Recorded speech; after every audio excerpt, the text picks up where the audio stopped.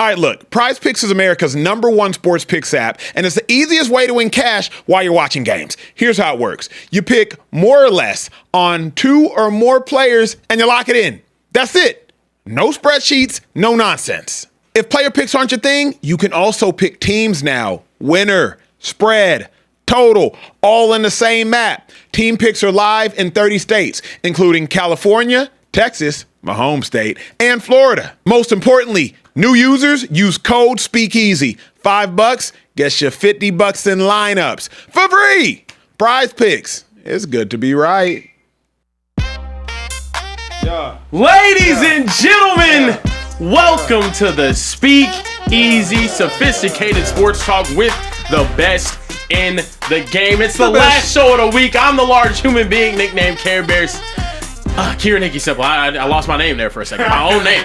I'm also joined here today with 2 gentlemen who made their mark in the National Football League. One of them, a third-team All-American in college for my Texas Longhorns. Also, a 2014 Pro Football Focus All-Pro on special teams. Emmanuel Acho in the building. How we doing today? Yeah. Beautiful people. Hey, it's the last show of the week. Y'all could be doing anything, and y'all are hanging out with us. We do not at all take it for granted. If it's your first time tapped into the Speakeasy, consider us your online family. Wherever y'all are watching from, you may be in another city, another state, another country. You may be behind bars. We get the messages. We get the emails. We get the DMs. It is all love. You might be watching us the next day in a barbershop or in the morning on the drive to work, and we appreciate it. We do not ask you for much, but if we've done anything for y'all at all this week, it would mean everything to us if y'all hit that subscribe button. We will ask you several times. It's the one request we make throughout the course of this show. That and just laugh. Don't take life too seriously. Gonna be a fun show. A lot to talk about. And Carebear, turn me up. Absolutely. Look, also joining us here in the Speakeasy is a gentleman who is a father of multiple children.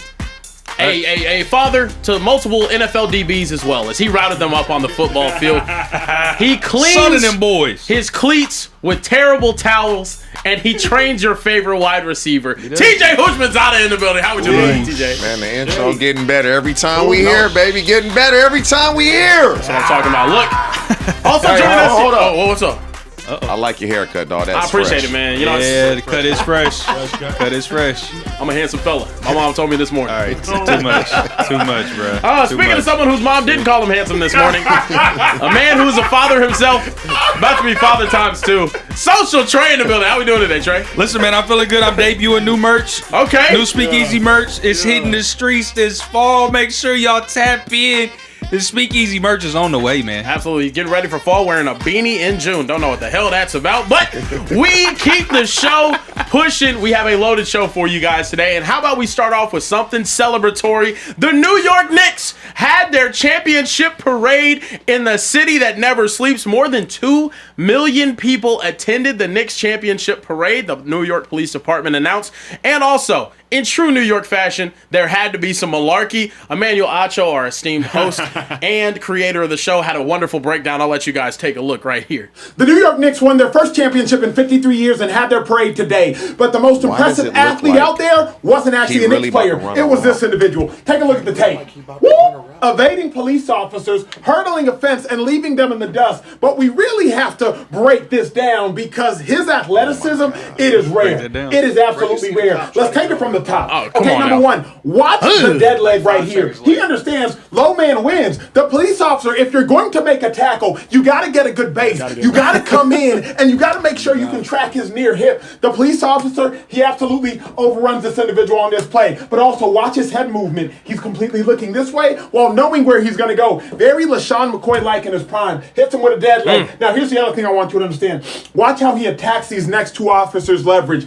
All the time you work on these drills, these 2 officers are supposed to vice this individual. He comes from the right hip. He comes from the left hip. The only way to defeat this vice is if this individual with the Sluggers jersey, if he can attack the leverage of one, make them collapse, and then roll to the inside. Watch. He attacks the leverage of his defender on his right. He brings them 2 together. And then he rolls on the leverage. It is absolutely excellent. Excellent, but there's one detail I need to make sure you pay attention to. Boom. Man, watch him dip that shoulder. He did that shoulder. He got skinny. The low man wins. Standing up high. Standing up high. Standing up high. What the hell are we doing in the black and the white? Standing up high. But watch. He dips. He gets skinny right there. He gets skinny right there. And then the last thing, you can't teach this. Breakaway speed. Can't coach that. Athleticism. And look, the celebration with it. The 360. Breakaway speed. You just can't coach that. Then watch these individuals. Watch him. He realizes. his fat ass. He realizes he's not the athlete that he is. At the end of the day, it comes down to the more athletic and determined individual wins. There were several athletes out there today, but I think I just found the most athletic. Got to want it. That's a nice light too. Upper right corner. That's a nice light. That is a nice light. That is a nice light. He should pay Trey with all that money that he has for nice lights. Anyway. Also, breaking news for the New York Knicks: President Trump's hometown. Oh my goodness! Hometown team, the New York Knicks, are going to be invited to the White House. The first NBA team to be invited to the White House. Well, to attend. They're going to attend. Okay, so they've had some invitations. They're going to be the first team to attend the White House since Trump's presidency started in 2016, 2017.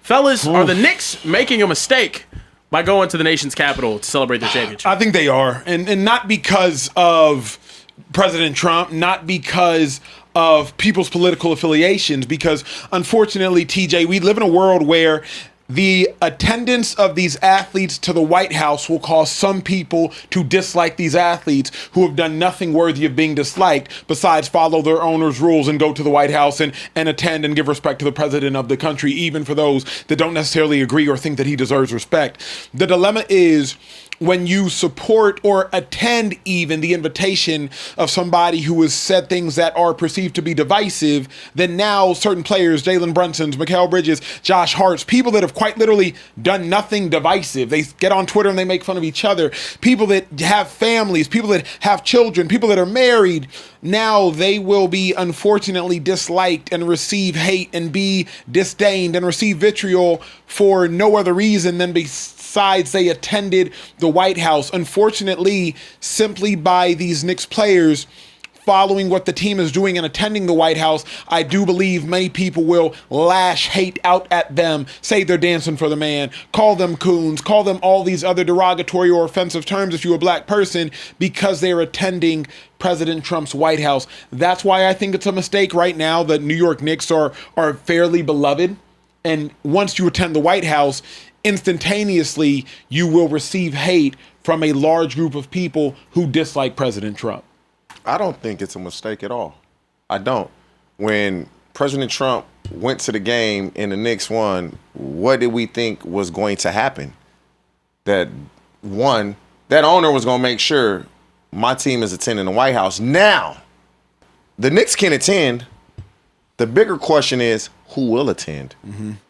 Will Jalen Brunson, Cat, Josh Hart, OG, Mikal, will those guys, will they actually attend? Will they be present? Now, because if 2 or 3 of them don't, they won't get the hate that the other guys may receive. Here's why I think they will, T. Unlike the Philadelphia Eagles, when Jalen Hurts had something come up, the New York Knicks, for the most part, have a bunch of company men. And I don't say that as a bad thing. Usually that's an insult. They just have a bunch of individuals that don't necessarily want to ruffle feathers. Josh Hart's not a feather ruffler. Mikal Bridges, Karl Anthony Towns, Jalen Brunson, OG Anunoby. None of these individuals are like, I'm going to stand for what I believe in. They're just like, hey, you told me to go left, I go left. You told me to go right, and I go right. You told me to jump, I say how So they're high. just basically saying they don't think for themselves. They just they sheep. They gonna follow. They are respectful sheep. So who were in president's first term? Obviously, it was 4 teams that Warriors. won. I know it was 4. Warriors because Warriors won. Warriors won twice. Okay, so that was and it's they 3 said teams. we Gucci both times. So those teams chose not to go. Okay, I'm not surprised that they're going though. When President Trump goes and he's invited to the game, so I knew the Knicks would attend. Do you believe James Dolan got with his players and said, I need you guys to come when we get this invite to the White House? I think that you can... When the Philadelphia Eagles won the Super Bowl the first time, Trump was in the office. I know this because I was 1 year removed from that team. Not everybody wanted to go. So the Eagles were going to send like 3 individuals, and it was like, nah, it's either all or nothing. The dilemma was some of those individuals, I won't say their names, like, hey, bruh, I'm getting paid too much to say no. But if you remember who was on that team, the likes of Malcolm Jenkins, the likes of Chris Long, some very outspoken individuals that were not pro-President Trump. They're going to speak their minds. Bingo. The Knicks do not necessarily have those players, but the problem is, you saw when President Trump showed at the Garden, he got booed. Mm-hmm. So off GP, if these players attend the White House, several of the individuals that booed President Trump when he was at the Garden are going to feel the exact same way. So to me, T, like, man, Josh Hart ain't going. He ain't going. There's no way in 2020 you can tweet, get Trump's dumbass out the White House, and then you backpedal better than Dion. Pull that up. Ain't no way you tweet that Josh Hart, and then now you gonna go. You have had a change of heart, and so at some point you got to stand on what you stand on.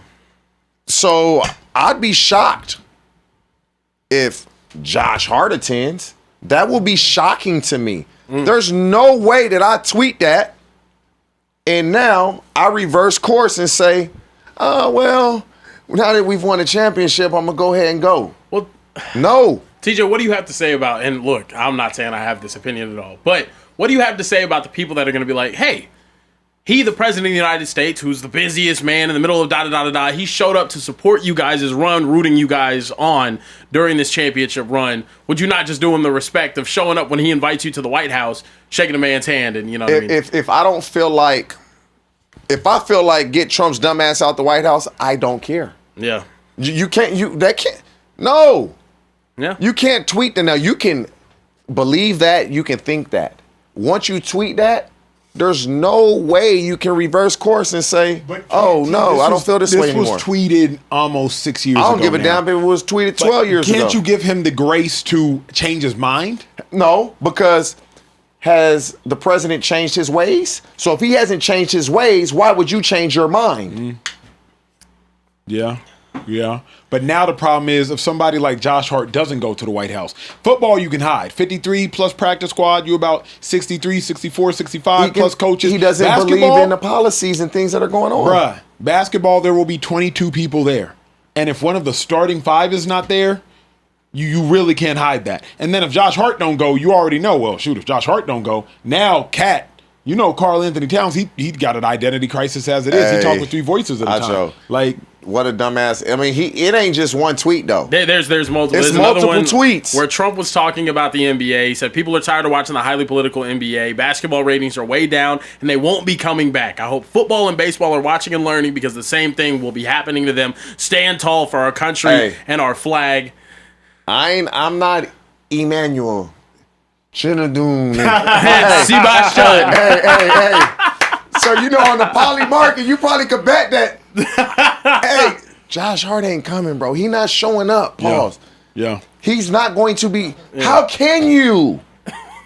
How many guys do you think actually show up, Acho? I don't care about guys. Care about starters.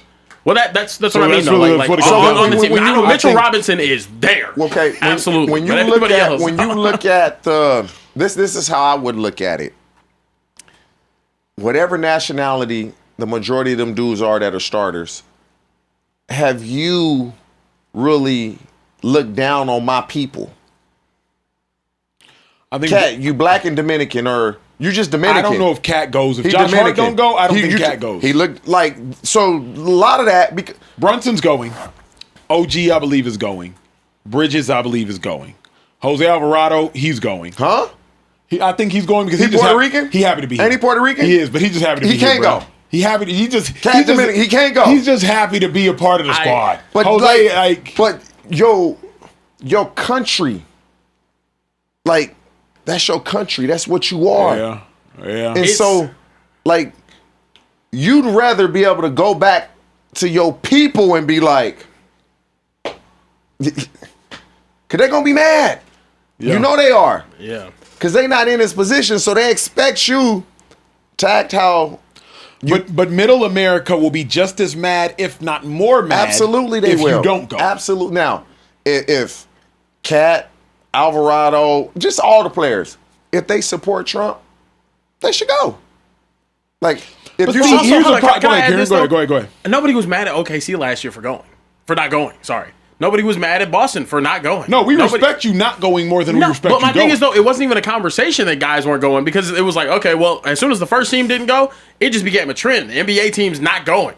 And also, the NBA is probably the loudest league whenever it comes to like taking a political stance on something. They were there during the bubble wearing Black Lives Matter shirts, going out there, standing up for what you believe is loudest men's league for sure. Yeah. James Dolan forcing this upon his players and putting them in a bad position. By announcing this, he's putting them in a bad position. You can't force your players to go. No. Because if you're James Dolan and you know nobody went to the White House in his first term, obviously this is the first championship team of his second term, why are you now, bless you, Trey, why are you now putting your team in this position? Because owners are Can you sneeze like an adult next time? Yeah, like it was very quiet. Bro, though. It was very quiet. You sneeze like the kid in your wife's womb. Like if he was sneezing right now, or she was sneezing right now, that's what she would sound like. It's like quiet. 7.5 months. That's what a 7.5 baby month sneezing baby ass sneeze Trey. like. It's like, So here's the thing. like I used to sneeze like a loud man. as hell, and then it was, can you control your sneeze? You letting the dust whoop you. Then I try to be respectful of the rules and regulations around the speakeasy and sneeze quietly. You continuously let dust whoop you, though. That's the problem. That's the problem, Win bro. the battle, brother. You sneeze You're like fighting for my life. You're a father of a teenager. correct. Sneezing like you're Come a on, peewee. bro. You sneeze like you're on JV, bro. This is ridiculous. Sneeze like a man. Well, I quit middle Need school, to sneeze so like I a don't know man. anything about God. that. Acho, dog. back to what TJ was saying though. Thank James you. Dolan, I think the more that I look at old tweets from players and whatnot, Josh Hart even put out a tweet after Roe v. Wade was overturned by Supreme Court justices that were put in place by Trump. Yeah. That to the women of this country, I'm sorry. Like very, very opposite side leaning politically, Josh Hart is. I can't Josh imagine Hart that ain't him going. or Josh his Hart ain't going. teammates, his two Villanova teammates that he goes back over a decade with. Okay. Would agree to go to this. So here's the problem. Here's what you're missing. And I love what you're saying. Here's what you're missing. Jalen Brunson has a different weight on him than Josh Hart. Jalen Brunson is Captain America of the New York Knicks. Jalen Brunson is the face of the organization. Jalen Brunson had to go on First Take, doubt he wanted to go. Had to go on Good Morning America, doubt he wanted to go. Had to go on Jimmy Fallon, doubt he wanted to go. When you are the face of the organization, you have to go. Also, you have to now start to see, like, who are these people directly associated with? First, I'm starting with wives and children. I'm just leaving it at that. So, like, now you start to like, when you think about Saquon Barkley and Jalen Hurts, you just start to think about, like, okay, who is in these people's direct ear? Okay? If you're not, you know this, before you make a decision, you probably consult with your wife. Trey, before you make a decision, you probably consult with your wife. So, who can move you? So, now it's not only what way is this person leaning, what way might their spouse be leaning? Because two have now become one. When you look at Jalen Hurts' wife and you look at Saquon Barkley's wife, you could make an estimation or a guesstimation. Saquon Barkley was doing one thing, Jalen Hurts was doing another. You look at Josh Hart's wife, you look at Jalen Brunson's wife, and which way they might be leaning, or not even which way they might be leaning. Look at which one of them might feel more offended by Trump and his policies, right? To make it a less like inflammatory statement, like who might be more inflamed by Trump and his policies? Josh Hart's wife, Brunson's wife, because that's who you got to lay down next to at night.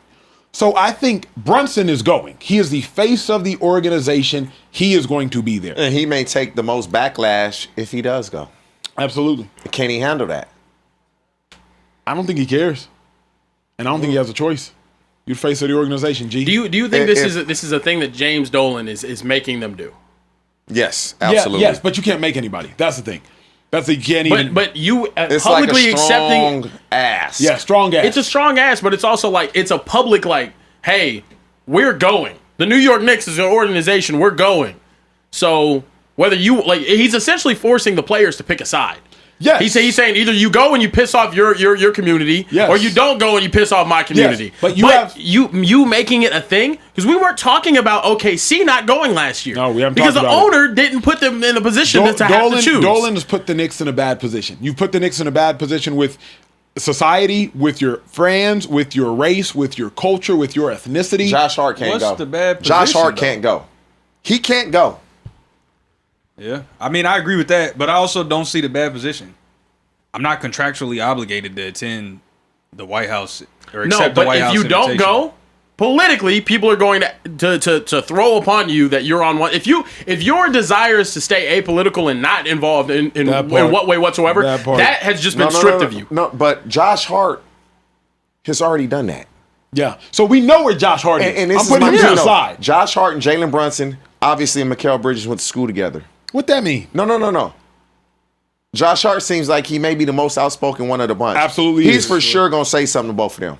Sure. I don't know, bro. I don't know. But just because you say something to me like, bruh, Hart, say whatever you want to Brunson. Brunson is his own man and has to make his own decisions. Right. But are you going to really risk being criticized and going through what you may go through? Because even if the politicians criticize you, that's going to be a day or two. Then it's over. Yeah. It's over. Yep. Your people, This that ain't going away. This is why he's That put ain't him in going a away. bad position. Yep. This That is ain't why, going away. This is Yeah. why Dolan has put him in a. He put him in a shitty situation. Let a sleeping dog lie. The political outcry will fade in a day or two. Everything else, that's not going to fade. Yeah. Yeah. If Josh Hart goes, now how is Sell out, everybody sell out. Dang, bro, so you was really dotted Sell up, out. but as soon as you You win a championship, backpedaling now faster you than switched Dion. up. Now you shaking a man's hand. Now Right. Yeah, that's why you just don't go. It's an easy decision. Of course. I'm worried of about what course. some politicians got to say. But then if you don't Some people go, that I don't agree with politically but, got to then, say. but here's the other thing. But then if you don't go, now you just ticked off a whole nother group of people. Cool. For me, He doesn't care about taking off those group of people. I don't think. I don't want anybody cheering for me that I don't want cheering for me. And if we don't align morally, we don't Bruh, align. those people lace your pockets, G. No, they don't. Yes, they do. Fans lace pockets. Are they going to not come to a New York Knicks? They cheer for the Knicks. They might not If buy I get jerseys. traded, I'm Josh Hart. I'm not worried about my jersey selling too much. But the problem is that's how all of it starts. That's how all of it, like the most, you want to be universally beloved. And he's now put you in a position to not be universally beloved. You feel Don't me? go. Don't Maybe, go. but at the end of the day, if Josh Hart got traded right now, the Knicks fans are going to be in a tizzy for a few days, like TJ said about the politicians, and then they're going to get over it. They're still going to be Knicks fans. Nobody's following Josh Hart from team to team other true. than his family. You know what I mean? Yeah. So, like, why would I worry about a fan base that isn't going to cheer for me when it comes time for me to move on or the team to move on from me? So, for me, it's an easy decision, regardless. I'm going with where I stand morally, where I stand politically, and where I stand as a man. Outside of that, anything else is like I'll take that as an occupational hazard. I lose a whole right wing or left wing or whatever it is of a political alignment. Cool. So Yeah, what? but I my gotta thing do is what's though, best it's for not me. about the Josh Harts in this situation. It's about the guys who don't have a stance. It's the Yeah. guys that don't publicly want to have a stance. That part. The guys that don't want to be in a part. situation to either I be do hear viewed as that. someone I that do hear missed that, out yeah. on it and that, you know what I mean? Yeah. And Kieran, let me That's- say this too. Because the other problem is, just by you attending, people will think you align politically with Trump. Absolutely. If I got invited to the White House, I'd probably go just to go to the White House. I've never been. I want to see what the Oval Office is like. My ancestors would be the craziest dream growing up in a village of Africa. Your grandson went to the White House. And you love Donald Trump. I would want to go just to say, but now I know, dang. But if I go, Yeah. people gonna assume X, Y, and Z. Yeah. So like, why are you even making me? Yeah. No, that's the situation though. Like, Yeah. It doesn't matter whether you want to or don't want We done to. started Your decision to be We done started something because this is not going to be a conversation amongst the players. It has to be. It has to be. Yeah. It has to be. And just know we started it. That's right. We got any super chats, D, before we move? Listen. Let me get to these super chats because we do have a few. Listen, Dustin Russellberg, 9477 said, "What's up, fellas? I have some great news. TJ, just to fill you in, my stepdad has stage 4 lung cancer that spread to his bones, but he's home now and is going through treatment. and starts chemo tomorrow. Acho, since the show, before the show, I've been a fan. Dallas Cowboys for life. There we go. We hope your pops will be all right, man. Yeah. And best we wishes. Hope your pops will be all right. I'm going to pray for him. Absolutely. Yeah, most definitely. And we wish him the best for Pops as he starts his chemo treatment. Devon Matthews, 3812, said, hey, Acho, let me get that Sky Dweller to add to the collection. And please. Damn, he got great eyes, don't he? He do. If you don't do nothing else. What do you say? He didn't say please that many times. He said please pay Trey one time. He didn't say it 3 times. Boy, Here's my question. Your rich business. Stay out of my broke business, please. How much was that super chat? $20. Read that first sentence again. Hey, Acho, let me get that Sky Dweller to add to the collection. Pause. Y'all don't listen. Y'all don't listen clearly enough. Collection. Add to my collection. Damn, Which means what if you have a got Rolex going? collection, you have multiple Rolexes. Sky Dweller goes for about $40,000. So if you got a collection of $30,000, $40,000, $50,000 watches, and you send a $20 super chat to add to my collection, what you like, doing over there? What are we really doing? Like a $20 super chat, and you have a collection. I ain't gonna lie, when he said Sky Dweller, I thought he was talking about the light that TJ brought up in your house. I know what a Sky Dweller was. No idea what he was doing. We all pocket watch easy right now, apparently. I don't know. When he said Sky, because TJ mentioned, oh, that's a nice light fixture you got. I thought it was called a Sky Dweller. Shows you how broke I am. Money Power Respect 773 said, players going to the White House isn't just a political decision for Black and Hispanic players. It's a cultural stance against someone who represents those who are against your well-being. I Am Cold Dog said, just as the owner encouraged them to be abstinent, he is probably encouraging them to go to the White House. As for respecting the office, he shows his lack of respect when laughing at the Michelle Obama insult made at his UFC event. Kieran, define abstinent. I know what abstinent. Dwayne Leslie said, fam, I never miss just like everybody else. What do you... Come on, man. Messing with you, bro. Abstaining. He said, I never miss a show in the morning. Y'all make work mornings good. Carebear, I think our boys might be able to break through. You think? Hate to be that fan, but Acho, I can't find no highlights of you. Shout out TJ. Now, hold up. If you go watch LaShawn McCoy's 151-yard performance, I think it was against San Francisco, you will see Acho breathing heavy on the bench after one run down the field on the kickoff. On special teams? Yeah, on kickoff return. He ran down there and put out a good block, apparently. He was breathing heavy, out of breath, yeah. Buzz cut and all. It was crazy. Buzz cut is crazy. Yeah. Robert John said, if we're not talking about seeing Jesus Christ, what are we talking about? Presidents, evil people need to put their life back in God's hands. And Cowboy Up. What's up, Carebear? There we go. How about them Cowboys, That's 3 baby? Cowboy super chats. Come on now. We're here. Y'all do this. Y'all do this every year. Right, George Pickens is gonna play, and now we're excited. Y'all do this every year. We're back outside. It's okay. Y'all do this every year. It's about that. It's about that time. Top Shot, one of our favorite super chatters as of late, jumped in the super chat and said, this one is for the Unks. Gen Z Bear might have to stand down. Start, bench, cut, album, not the artist. Blueprint, take care. And get rich or die trying. Happy Father's Day, fellas. Acho, that Sky Dweller is fire. Come on now. Yo, that's a good start bench cut. That's a good 3. That's a really good start bench cut. You hear? Hey. Blueprint, take care, get rich or die trying. Take care. I know what I'm doing. We'll start. Blueprint, take care. I'm starting. Get rich or die trying. Get rich or die trying. That's my type of music. See, that's getting cut for me. And then that's Get Rich or Die Trying is getting cut because that's not my type of music. That's my type of 50 music. 50 Cent's not your type of music. 50 Cent was everybody's type of music. Bro, I literally was listening to Get Rich or Die Trying on the way into work. No bullshit. But y'all know, remember Loverboy? That Take Care album was Take Care is when you get that is not the end. And then you are Marvin's Room. Take Care is Marvin's Room. I'm benching Drake. Headlines. I'm cutting. I might be too strong out on confidence. Oh, my dead body. Confidence. Started not to give a bro, come on. Take Care is a legendary album. So who are you cutting? Yeah, he's cutting Blueprint. I'm cutting Blueprint. Or no, he said he's cutting Get Rich or Die Trying. I'm cutting Get Rich or Die Trying. So what are you starting? I got to start Take Care. Thank you. Wait, hold up. Name. This is my problem. But I know Take Care. Do you know Blueprint? Or are you just saying that because of Jay-Z? I know I'm a Jay-Z fan, and I know.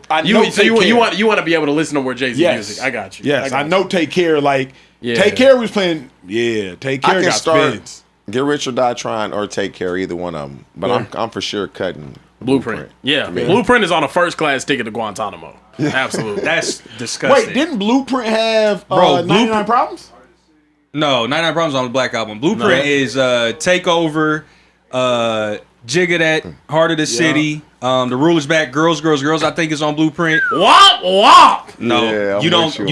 You never listen to Blueprint. You guys, I don't want to. You're not qualified. Coming to up, speak. You're not qualified to speak. If I haven't heard a song from it, then it clearly is not as timeless as you You're think not it qualified to speak. Is what I'm saying. Get Rich or Die Trying and Take Care. I've heard every song on both of those albums. But you haven't heard all three in the question. All I know is Take Care not getting cut. Take Care is getting Can't cut for get me. cut. Take I Care want is you getting to, cut bro, for me. song for song, it's not even. It's ridiculous. Anyway, keep going. Listen, we got to keep it moving. So, Devon Matthew with another super chat says, "See, I got a baby on the way, so this 20 gonna have to work. But yes, I have a collection of Rolexes and wouldn't mind adding your Sky Dweller. That's real. Congratulations on the baby on the way. Oh, you can hear me. What's your favorite one? What in your collection? What's your favorite one? Let us know. Let us know. You don't have to send another super chat. Hey, my Yeah. favorite song out the Blueprint was Song Cry. I love that song. When he tell me the favorite one, holla at me. I'll let you know. Where you at? Look, man, we got to talk about America's team. We appreciate all the Cowboys fans are here in the building tonight. It's time we talk about my Cowboys. Dak Prescott threw an absolute dart right here to Terrence Ferguson. I'm not Terrence Ferguson. Jake Ferguson in practice. Here he is hitting tight end one for the Dallas Cowboys. Look at that dime. Look at that. Look at that beautiful ball right there. Look at that. Can't take him down. Can't take him down. Running all the way to the Super Bowl, fellas. He was also asked about the defense this year. He said Quinnen Williams reminded him that this team, or that he's been in the league 7 years and hasn't made the playoffs. Dak Prescott told him, I'll get you to the playoffs. I need you to go out and help us win it. Fellas, these Dallas Cowboys look like an absolute problem right now from a roster perspective. Some are saying that might be the greatest team of all time. Will Dak Prescott have his peak season this upcoming year? Is it crazy for me to say Dak Prescott will peak this year? Dak Prescott has, I would suggest, the best offense he's ever had since he's been in the National Football League. His offensive line is as good as his offensive line has been since 2016, and they're healthy. His wide receiver room is better than any wide receiver room he's ever had. He walks into the league, and Terrence Williams, I believe, is his number 2, if I'm not mistaken. Cole Beasley's there, but then Cole Beasley quickly gets moved to Buffalo. Des Bryant quickly ages out. You have CeeDee and Amari Cooper for about a year and a half, but this George Pickens, CeeDee Lamb combination, I believe, is better than any combination he's had. Jake Ferguson is, respectfully, because I played against this individual that I'm about to say, is a better receiving threat than the Jason Witten that Dak Prescott had. And the running back room, no, you don't have Ezekiel Elliott, but I do believe you have a competent enough running back room to really help serve Dak Prescott. I think Dak will have the best season he's ever had, plus second year with this coach. The question really for me is the defense, but if we're just talking about Dak T, Pickens, CD, Ferguson, yeah, you're good. You got depth. You got a good running back room. You got a really good offensive line. What, three first round picks on that O-line, if I'm not mistaken? Like, absolutely, yeah. Tyler Smith, Tyler Guyton, and there's another Tyler. Yeah, there's Tyler Booker as well. Yeah. I don't know, man. Yeah. I'm looking at some stuff, right? Please show me what you're looking at, G. His peak, that means he's throwing for 5,000 yards in. Yeah. Because in 2019, 4,900. Mm-hmm. Then it was follow me here. He has a really good year and then a down year. Yep. 4,900, 1,800. 4,400, 2,800. 4,500, 1,900. 4,500. Yeah.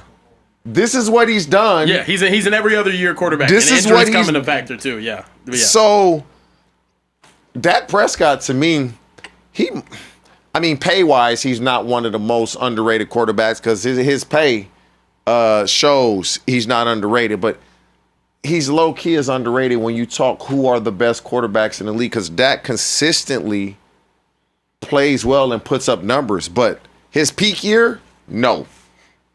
Because that means you got to throw for 5,000 yards. And how many guys have done that in the history of the league?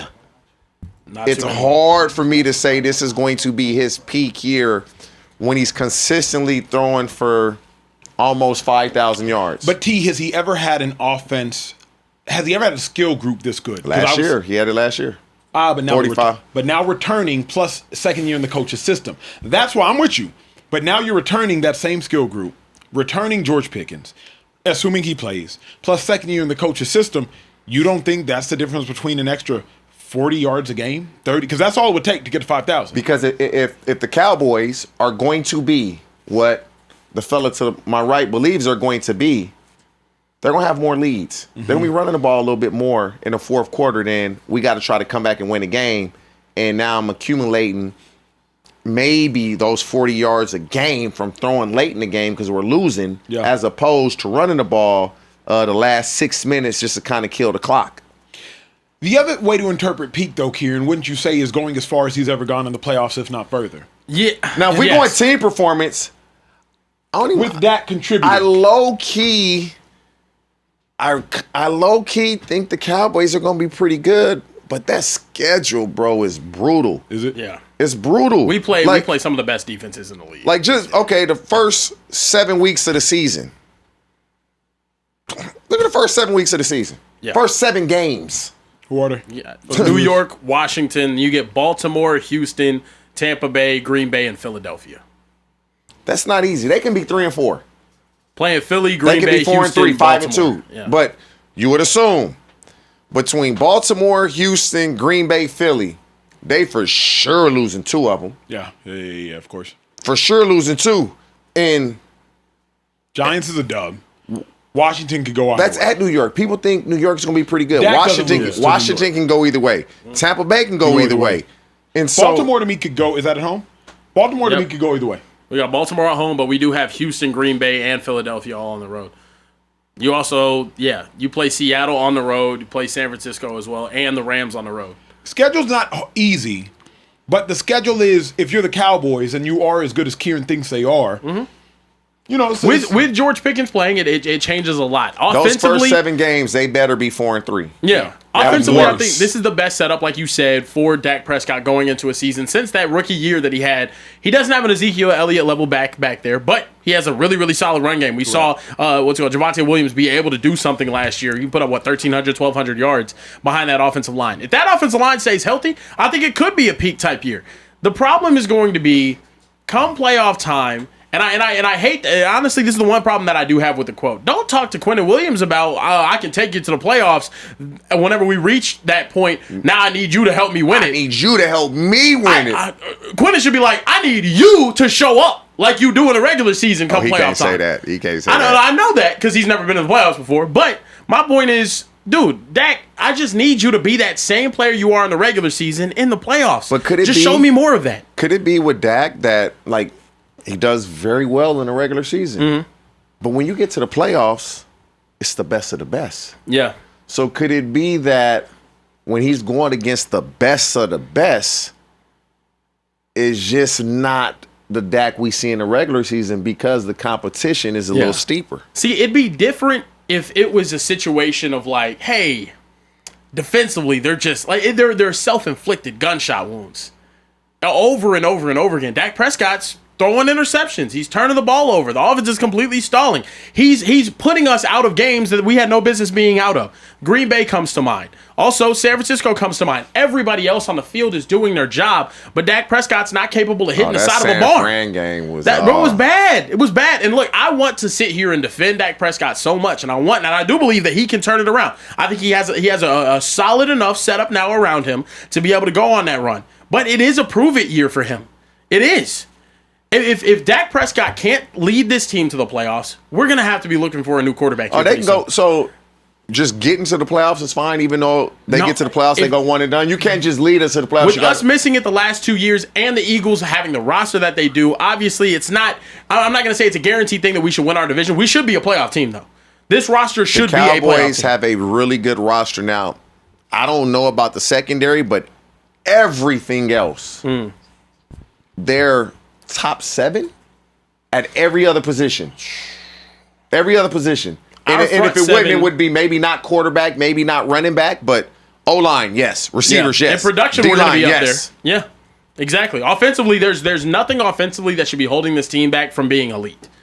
This should be a top 3 offense in the league. It was a top 2 offense in the league last year. So to me, just like you said about your Bengals, Give me mediocre on the defensive side of the ball, and we should be a contender. Give me 13 to 21, 22. I don't want to go 21, 22. This Cowboys team's going to need 18, 17 or better on the defensive side of the ball.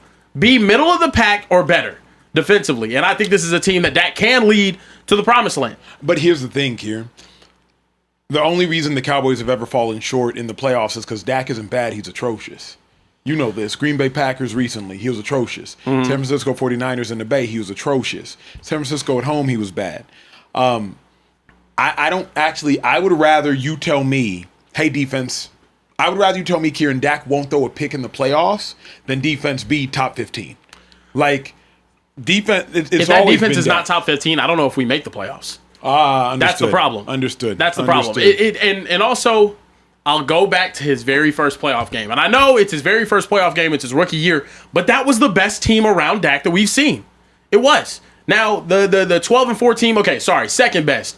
But even then, we didn't have the run game that Dak had that rookie season with Ezekiel Elliott going off for, I don't even know how, 1,600, 1,700 yards his rookie year.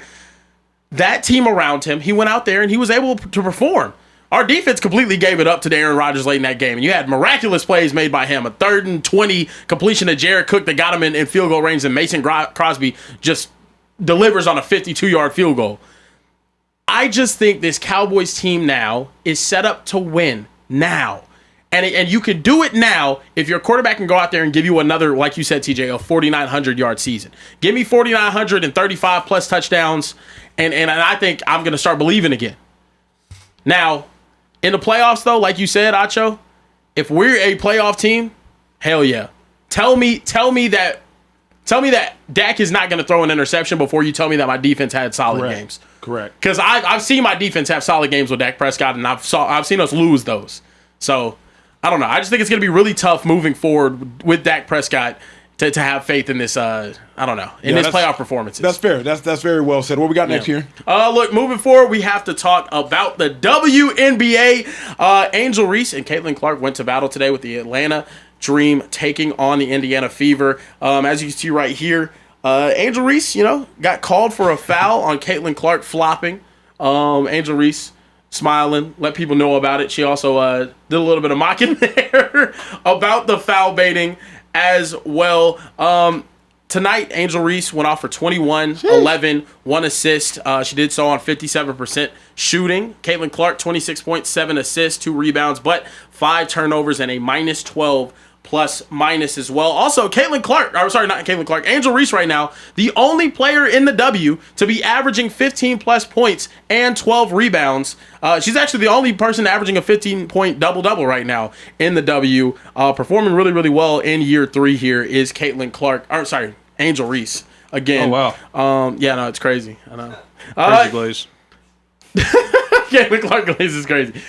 Do we owe Angel Reese an apology, though, given how she's been playing, actually, not just this season, but last season as well? I think we do. I watched the entirety of this game today, and number one, Angel, when not guarded by Aaliyah Boston, absolutely imposed her will on this game. Angel got in foul trouble. That's the only reason she didn't have like 25 and 15 is because she got 4 fouls before halftime, so she had to sit. Angel Reese absolutely dominated, and she knew when to dominate. Now, you put Aaliyah Boston on her, it's a different story, but the fact that the Indiana Fever did not have the common sense to put Aaliyah Boston on her the entirety of the game, that matters. When the Fever were making a run towards the end of the game, Angel Reese called for the ball and had post moves, that she could commit to. When the Fever score was tied, I believe it was 95-95 or 93-93, Fever went in the zone. I respected it. Good decision. Let's go in the zone. Let's change the coverage upon him. Angel Reese, you know what it is. Get to the high post. Gets to the high post. Okay, she kicks it back out. Angel Reese cuts, gets the and one on a smaller zone defender that was trying to collapse at the moment. So when you watch Angel Reese's game, obviously there's still times if you're looking for 360 windmill dunks, you're not going to get that. And that's not what I'm here is trying to suggest that you are getting. But what I will say is, from an intellectual competency perspective, from a tenacity perspective, from the understanding of the game of basketball perspective, from an aggression perspective, Angel Reese brings something to the court that is undeniable. Whether you like Angel Reese, don't like Angel Reese, she brings something to the court that is undeniable. I want to talk about Caitlin Clark, and we will in a moment, but T, what's your thoughts on Angel Reese? I don't owe Angel Reese an apology. I've always thought Angel Reese was a really good player. She was going to do one thing at a high level when she got drafted, and that was rebound. And she's done that. What she has done is kind of shut a lot of people up because it was plenty of people that were saying she can't score in the WNBA. She's not going to be able to get buckets in the WNBA. And she's worked on her game. She's improved her offensive game. And if it was this easy, other players would be doing what she's doing. Yeah. They would all be getting double-doubles, and they can't. And so you got to give her credit. She went out and worked on her game because coming out of college, it was, she's not going to be able to score in the WNBA. She can get some rebounds. Mm-hmm. She's not going to be. She's consistently getting double-doubles damn near every single game. And she's not going to be one that's going to get you 20 points. But if you can give me 12 to 16 a game and always 10 rebounds, you're one of the best players in the WNBA when you can do that. And that's what she's been. Here's what it is for me, though, Kieran. When you watch Angel Reese play, she actually has moves that she commits to memory.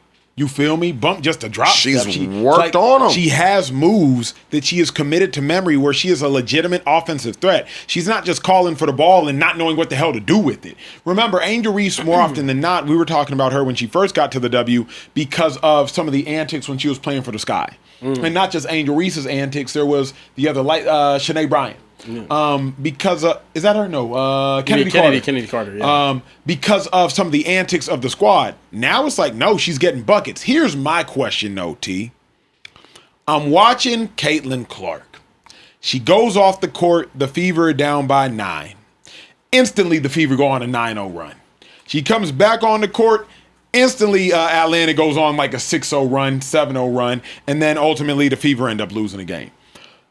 Caitlin Clark is incredible, obviously, but she's an incredible individual talent. When I watch Caitlin Clark go off, Kelsey Mitchell's just sitting there, not in the rhythm, not in the groove, don't know what to do. I'm sitting here wondering, can the Fever reach their full potential with this version of Caitlin Clark? Obviously, some things are going to have to change, but would we say Caitlin Clark is the best player on the team? No. I think Kelsey is as far as efficiency because I'm watching. What would the powers that be in the WNBA believe? I think the real hoopers would say Kelsey Mitchell. Yeah. I think the real hoopers. I think the loose fans would say Caitlin. But at some point, Kelsey Mitchell then is going to have to be a little more aggressive. At some point, Caitlin Clark is going to have to realize, okay, my usage, I can bring that back just a little bit if it helps us win games. At some point, because her winning or losing, when they win or lose, it's going to be tied to her. It's always going to say, oh, the Indiana Fever and Caitlin Clark. Yeah. Caitlin Clark and the Indiana Fever. They're not going to say Kelsey Mitchell. And so she's going to have to figure out a way to make sure that Kelsey Mitchell can help this team win. Because if they're not winning, it's going to fall on Caitlin Clark. So to me, it's up to her and that coaching staff to figure out how do we mesh this. Why, when I come out of the game, we play better? What am I doing to when I'm in the game offensively and or defensively to force us to be putting these deficits? So my plus minus, her plus minus has to be bad. Yeah. If that is the case. And so they got to figure this out as a team. Why is this happening? But there's also something to where Caitlin Clark's energy, just as far as her camaraderie, it doesn't appear to make those around her better. There was a moment where she tried to drop. But she's averaging 8 assists. Now I'm talking about her camaraderie, not the numbers. I'm talking about how she gets along with. There was a backdoor cut that she made a pass, and it was actually a fairly good pass. I forget who the player was. Maybe it was Sophie, maybe it was Lexi, and goes off the girl's hands. And Caitlin. I'm with you though. I'm with her. You know this. If Carson Palmer throws you a dime dot and you drop it, he's not. Even if he. Hey, you got a T. Hey, we good T. If he did do that, I'm like, yeah, I dropped that off. But the kicker is that isn't something everybody's going to let people down. Caitlin makes errant and egregious passes at times, but you don't see Aaliyah Boston you don't see Sophie you don't see Kelsey when Caitlin makes wild shots as Kelsey's wide open and Caitlin's trying to evade a double team. You don't see Kelsey. Caitlin's the one that you constantly see, and maybe it just bothers me, but if y'all are really watching the game with a keen eye, Caitlin's the one that you constantly see doing that towards her teammates. And the thing is, this isn't just a women thing. In men's basketball, there are several times when LeBron's teammates let him down, and outside of the J.R. Smith moment, he never does it. He never, ever does it. Like Jalen Brunson, teammates let him down. Chet was all but MIA. And Shea, you know who was, to me, was just crazy positive? Wemby. Somebody do something wrong. He high-fiving everybody. It's the French. Everybody. But at some point, and I'm not saying Caitlin Clark is right about, at some point, it's like, bro, come on, catch the fucking ball. You got to be that way. It can't just be, all right, next play. All right, next play. What about that play? Do you have to adjust to your teammates' talent level? Yes, but because Caitlin be dropping dimes that, like, just based upon quickness and reaction and hand-eye coordination and grip strength, that, like, I only am accustomed to seeing men catch. Caitlin be throwing balls that, like, just off grip strength and reaction and hand-eye coordination that, like, I'm only accustomed to seeing men catch. Caitlin's throwing passes that, LeBron would get on a backdoor cut. LeBron. If you run into UCLA, like Josh Hart would get on a backdoor cut. Mikal Bridges would get on a backdoor cut. At some point, then stop throwing the ball so damn hard. But that's what I'm getting to. You gotta meet your teammates where they're at. I do it every night on the show. I make sure to keep my vocabulary tame so that Kieran is able to understand me fully and completely. You have to meet your teammates where they're at. Caitlin, you got to take a little bit of heat off the ball. I toned down my lexicon so that Kieran is able to, comprehend at a higher, efficiency. So he hardly understood what I just said right there. So I have to hunch over to make sure that my sound waves can hit Trey down at his height. So I'm fine. Like, it is about being in sync with your teammates. And every time he hunches over, his belly touches his knees. So it's just. Look, I will say this though. I think what you're seeing out of Caitlin Clark right now is very Russell Westbrook-ish, right? So it's ball dominance, it's getting numbers, it's facilitating, but it's also not efficient whatsoever. Yeah. And to me, that's the thing. I think Caitlin Clark could be in a facilitator's role, but right now, I've said this time and time and time again. Whenever it goes to her basketball comp, she's more Trae Young than she is Stephen Curry. Yeah. Stephen Curry's capable of taking that many shots because he's going to do it with 40% efficiency from the three-point line. Caitlin Clark's not the best three-point shooter on her team. That's Kelsey Mitchell. Yeah. Kelsey Mitchell makes the three-point baskets way more efficiently than she does. Yeah. And it's also, Caitlin, those same shots that look crazy in college, and it's a great shot because you're taking it and you're making it. The same way it was a great shot for Steph Curry because you're taking it and you're making it. When you're taking it and you're not making it, it's just a bad shot. It is. Yep. And she does less and less of it, but the logo threes and whatnot. I'm sorry, I'm going to ask you guys this. Do you want a career 32% three-point shooter taking logo threes for your team? Never. No. You want someone averaging 5 turnovers a game and shooting 39% from the field to be your primary ball handler? And taking more shots than anyone else on the team. Correct. Yeah. No. Yeah. I can't. I can't. Not when I have somebody exactly though. Like if I gotta live and die with Caitlin Clark doing that because I just don't have another talent on the team, I'll do that. Let's be honest. Kelsey Mitchell's right there. She was like that in college. Yeah. And you knew it.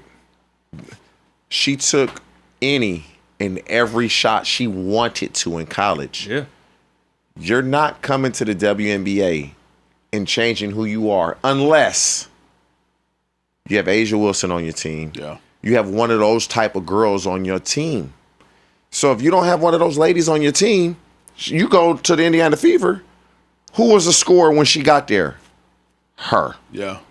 This is how she plays. And she did it as a rookie. You think I'm going to change now? Yeah. Because I came into the WNBA on the Indiana Fever. Balling. Like this. Yeah. And now y'all think I'm going to change now because we have Kelsey Mitchell? No. Yeah. And that's what it is. Yeah. Is there ever a moment, T, would you rather have Angel Reese or Caitlin Clark today? They're just. You got to build your franchise around one. They're different players. If I need a scorer, I'm taking Caitlin Clark. If I need an all-around player, I'm taking Angel Reese. If I need somebody that can give me 20, not all the time, but I know for sure she's going to get me 10 to 17 rebounds a game. Those type of players get overlooked so often. Yeah. But it depends on what I'm Don't let him looking off what the I hook need. like that, Acho. No, don't let him off the hook like that. No, that is very true, If though. we said Shaq or Iverson, Okay, and we tell you build your franchise around one, who are you picking? Ain't no depends on what Shaq. I need. Okay, all right. So because I want the easy basket. So then Angel or Caitlin, you got to build your franchise around one. I'm taking Caitlin Clark. All right, cool. If I have to build my franchise around one, I'm taking Caitlin. Yeah. Yeah. I still think Angel is outstanding. Actually, I think Angel's. I mean, because at the end of the day, you got to be able to score to win. I'm going on the upside though. Too. Now, if you give me the other 4 players, give me 4 other players, and then tell me what I want. Then that could be a different story. Ask me Paige Beckers or Olivia Miles of what we seen out of her. I'm taking recently. Olivia Miles. I'm taking Olivia Miles over her. Yeah. I'm taking Paige Beckers over her. Olivia Miles, low key, Miles looking like won she once. should have been the first pick. Absolutely. Not low key. Not She should the have been highest the of first. keys. As a Bro. Wings fan, The highest God of bless keys. America. She balling, bro. I know we got. She's a real hooper. Let's get some super chats, G. Real hooper, for sure. Listen, I am Cold Dog said, how does Kieran feel about Stephen A. Smith admitting that for all these years he was nervous about the Cowboys winning a chip before the Knicks? Of course, now that the Knicks have won, Cowboys better win because he will roast Cowboys fans mercilessly. Do you know what that means? I'm kidding. How do you feel about Stephen A. Smith admitting that? you got, bro. I'm done, bro. Goodness gracious. Okay, I'm Look, sorry. Stephen A. Smith today had the opportunity to attend his team's championship parade in a city that he's been waiting 53 years for them to win a championship and whatnot. Been a fan of them since he was a baby. Been alive all 53. And he spent that day hating on LeBron James at 41 years old on national television. I don't care. I don't. He was care. hating on I don't LeBron. care. I ain't even see it. He's What he hating say? on What he do? LeBron. He's always hating on LeBron. Yeah, It that's just true. is what it is. I don't get it, bro. I don't either. I don't know how you can hate on a guy like They that. beefing with him, but yeah, I don't know. But I also don't know how you could not pay a guy like me. Wow. But yet, Acho finds a way to do it. you're too short. ZFKD215 said, I have a question for one of the best receiver trainers. Has he ever considered going into the NFL as a wideout coach? I've been offered jobs in the NFL. I've been offered jobs in at college, high-level college. Yep. I got the text message December 5th. Yep. Very of high this level past college. year. Yeah. It was a top 5 program. Okay. Y'all, that should narrow it And down. then for I you. got offered again by probably a top 7 program in college football. But yes, I've been offered jobs. I just You not moving, though. I love to live here. But I value being around my children. And it could be because I've never met my father. I don't know. But I've turned down a lot to see my kids grow up and be around them because you have all the money in the world. Yeah, If you don't have a relationship with your children, what does it matter? You know, and so I want to be around my kids, man, and watch them grow up, teach my son the best way that I know possible, how to be a man, treat people the right way, live with integrity. That's real. That's real. So that's why. Yeah, that's real. That's real. I love that answer, TJ, for sure. Yeah. Dustin Russellberg said, Acho start bench cut. These defenses still curtain, 2,000 Ravens or Legion of Boom. I like this conversation. Ooh, that's a tough I like this conversation. I like this conversation. Yeah.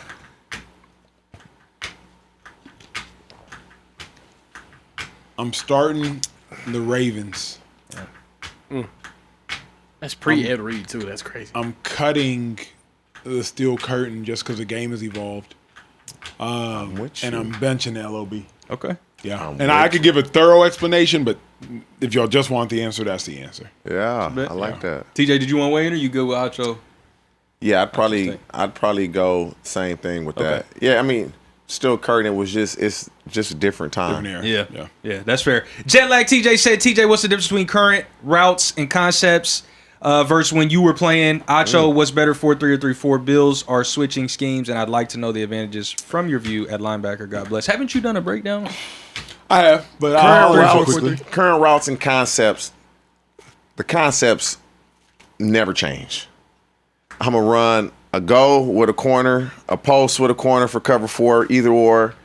9 times out of 10, if number 2 goes out, number 1's going in. The difference is there's more condensed splits now than when I was playing. We line up out wide, you got to win. Then the McVays and those guys have come into the National Football League, and we get in condensed splits.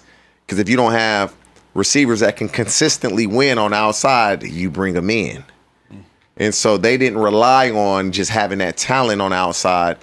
My system, because when you get in condensed splits, a lot of times you don't get pressed because I can go across the field and I have a lot more space outside. Yep. So you get free access.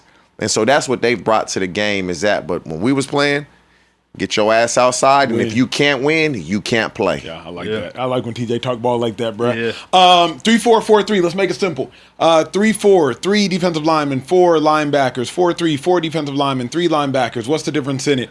Very simply put, the offense wants to identify the 4 rushers. You got 5 offensive linemen for 4 rushers. In a 4-3, I know who the 4 rushers are. They all have their hand in the dirt. In a 3-4, I don't know where the 4th rusher is coming from. I know where the 3 rushers are coming from. 3 people have their hand in the dirt. 1 nose tackle, 2 defensive ends, but the 2 outside linebackers, is the 4th rusher the right outside backer? Is the 4th rusher the left outside backer? Are both outside backers going to drop? Is the 4th rusher the right inside backer? Is the 4th rusher the left inside backer? Ultimately, a 3-4, it presents a mirrored picture to the offense, so the offense cannot identify pre-snap where the 4th rusher is coming from. As a result, the offense has to identify post-snap where the 4th rusher is coming from. The delay in the identification by the offense makes the quarterback hesitate a beat, and all of a sudden, advantage defense. So real difference between 3-4-4-3. 4-3, I know where the 4 rushers are coming from. 3-4, I do not know where the 4th rusher is coming from. Let me comment on that because he's 100% correct, right? The 3-4 is harder to prepare for because I remember vividly in these meetings. What you're saying is 100% correct. So what we would do was we would call him the spinner. This is a guy that in a 3-4 who we feel he rushes 62% of the time. You know, it was scouting. They call it analytics now. Mm-hmm. Mm-hmm. The other end or the outside backer rushes 51% of the time. So now we're going to call him the spinner. Doesn't matter what he does. He's a down lineman every single time. And so if he doesn't blitz, the offensive line, that's who they're going to. Now the back has to block the other guy. Yeah. And so you're just going off percentages. Who blitzes the most? Who's going to rush the quarterback the more? We're going to notate him as a down lineman. If he does not blitz, the line, they don't block him. The back still is going to go block the other guy because you can, he didn't blitz. No, because now you don't want any confusion. But it's much harder preparing for a 3-4 offensively because if you have any hots in your offense, the receivers have to understand he's always a down lineman. These 2 guys come, the back can only block 1. You have to break hot because the other one's coming free. And it's crazy. It's so many dummies, man. They cannot understand that shit, man. Yeah. It's so crazy. They can't. You be like, bro, 2 guys come. Opposite of the spinner. You got to break hot. Like, it's not that hard. They be lost. Yeah. Damn, that's elite ball knowledge. Listen, man, you can't just go to any show and get that. All right? Now, we just look like this. X Zolu said, hey, Speakeasy, I'm Derek, and I just want to say Carebear has inspired me to get back in the gym and lock in. I want to say shout out to the people in the back. Shout out to the gang in the back. Also, do you guys collect sports cards? The business is booming. Real quickly, let me say, I love that Kieran has inspired you to enhance your physical fitness journey. But we do have somebody in the Speakeasy that, after not lifting weights for a long time, just put up 225 on the bench relatively easy. And you're telling me a guy that was scared to do 10 push-ups has inspired you? Yeah, that's a good point. Trey, bro. Brother, get some better motivation. Hold on. Have you ever lost 50 pounds in your life?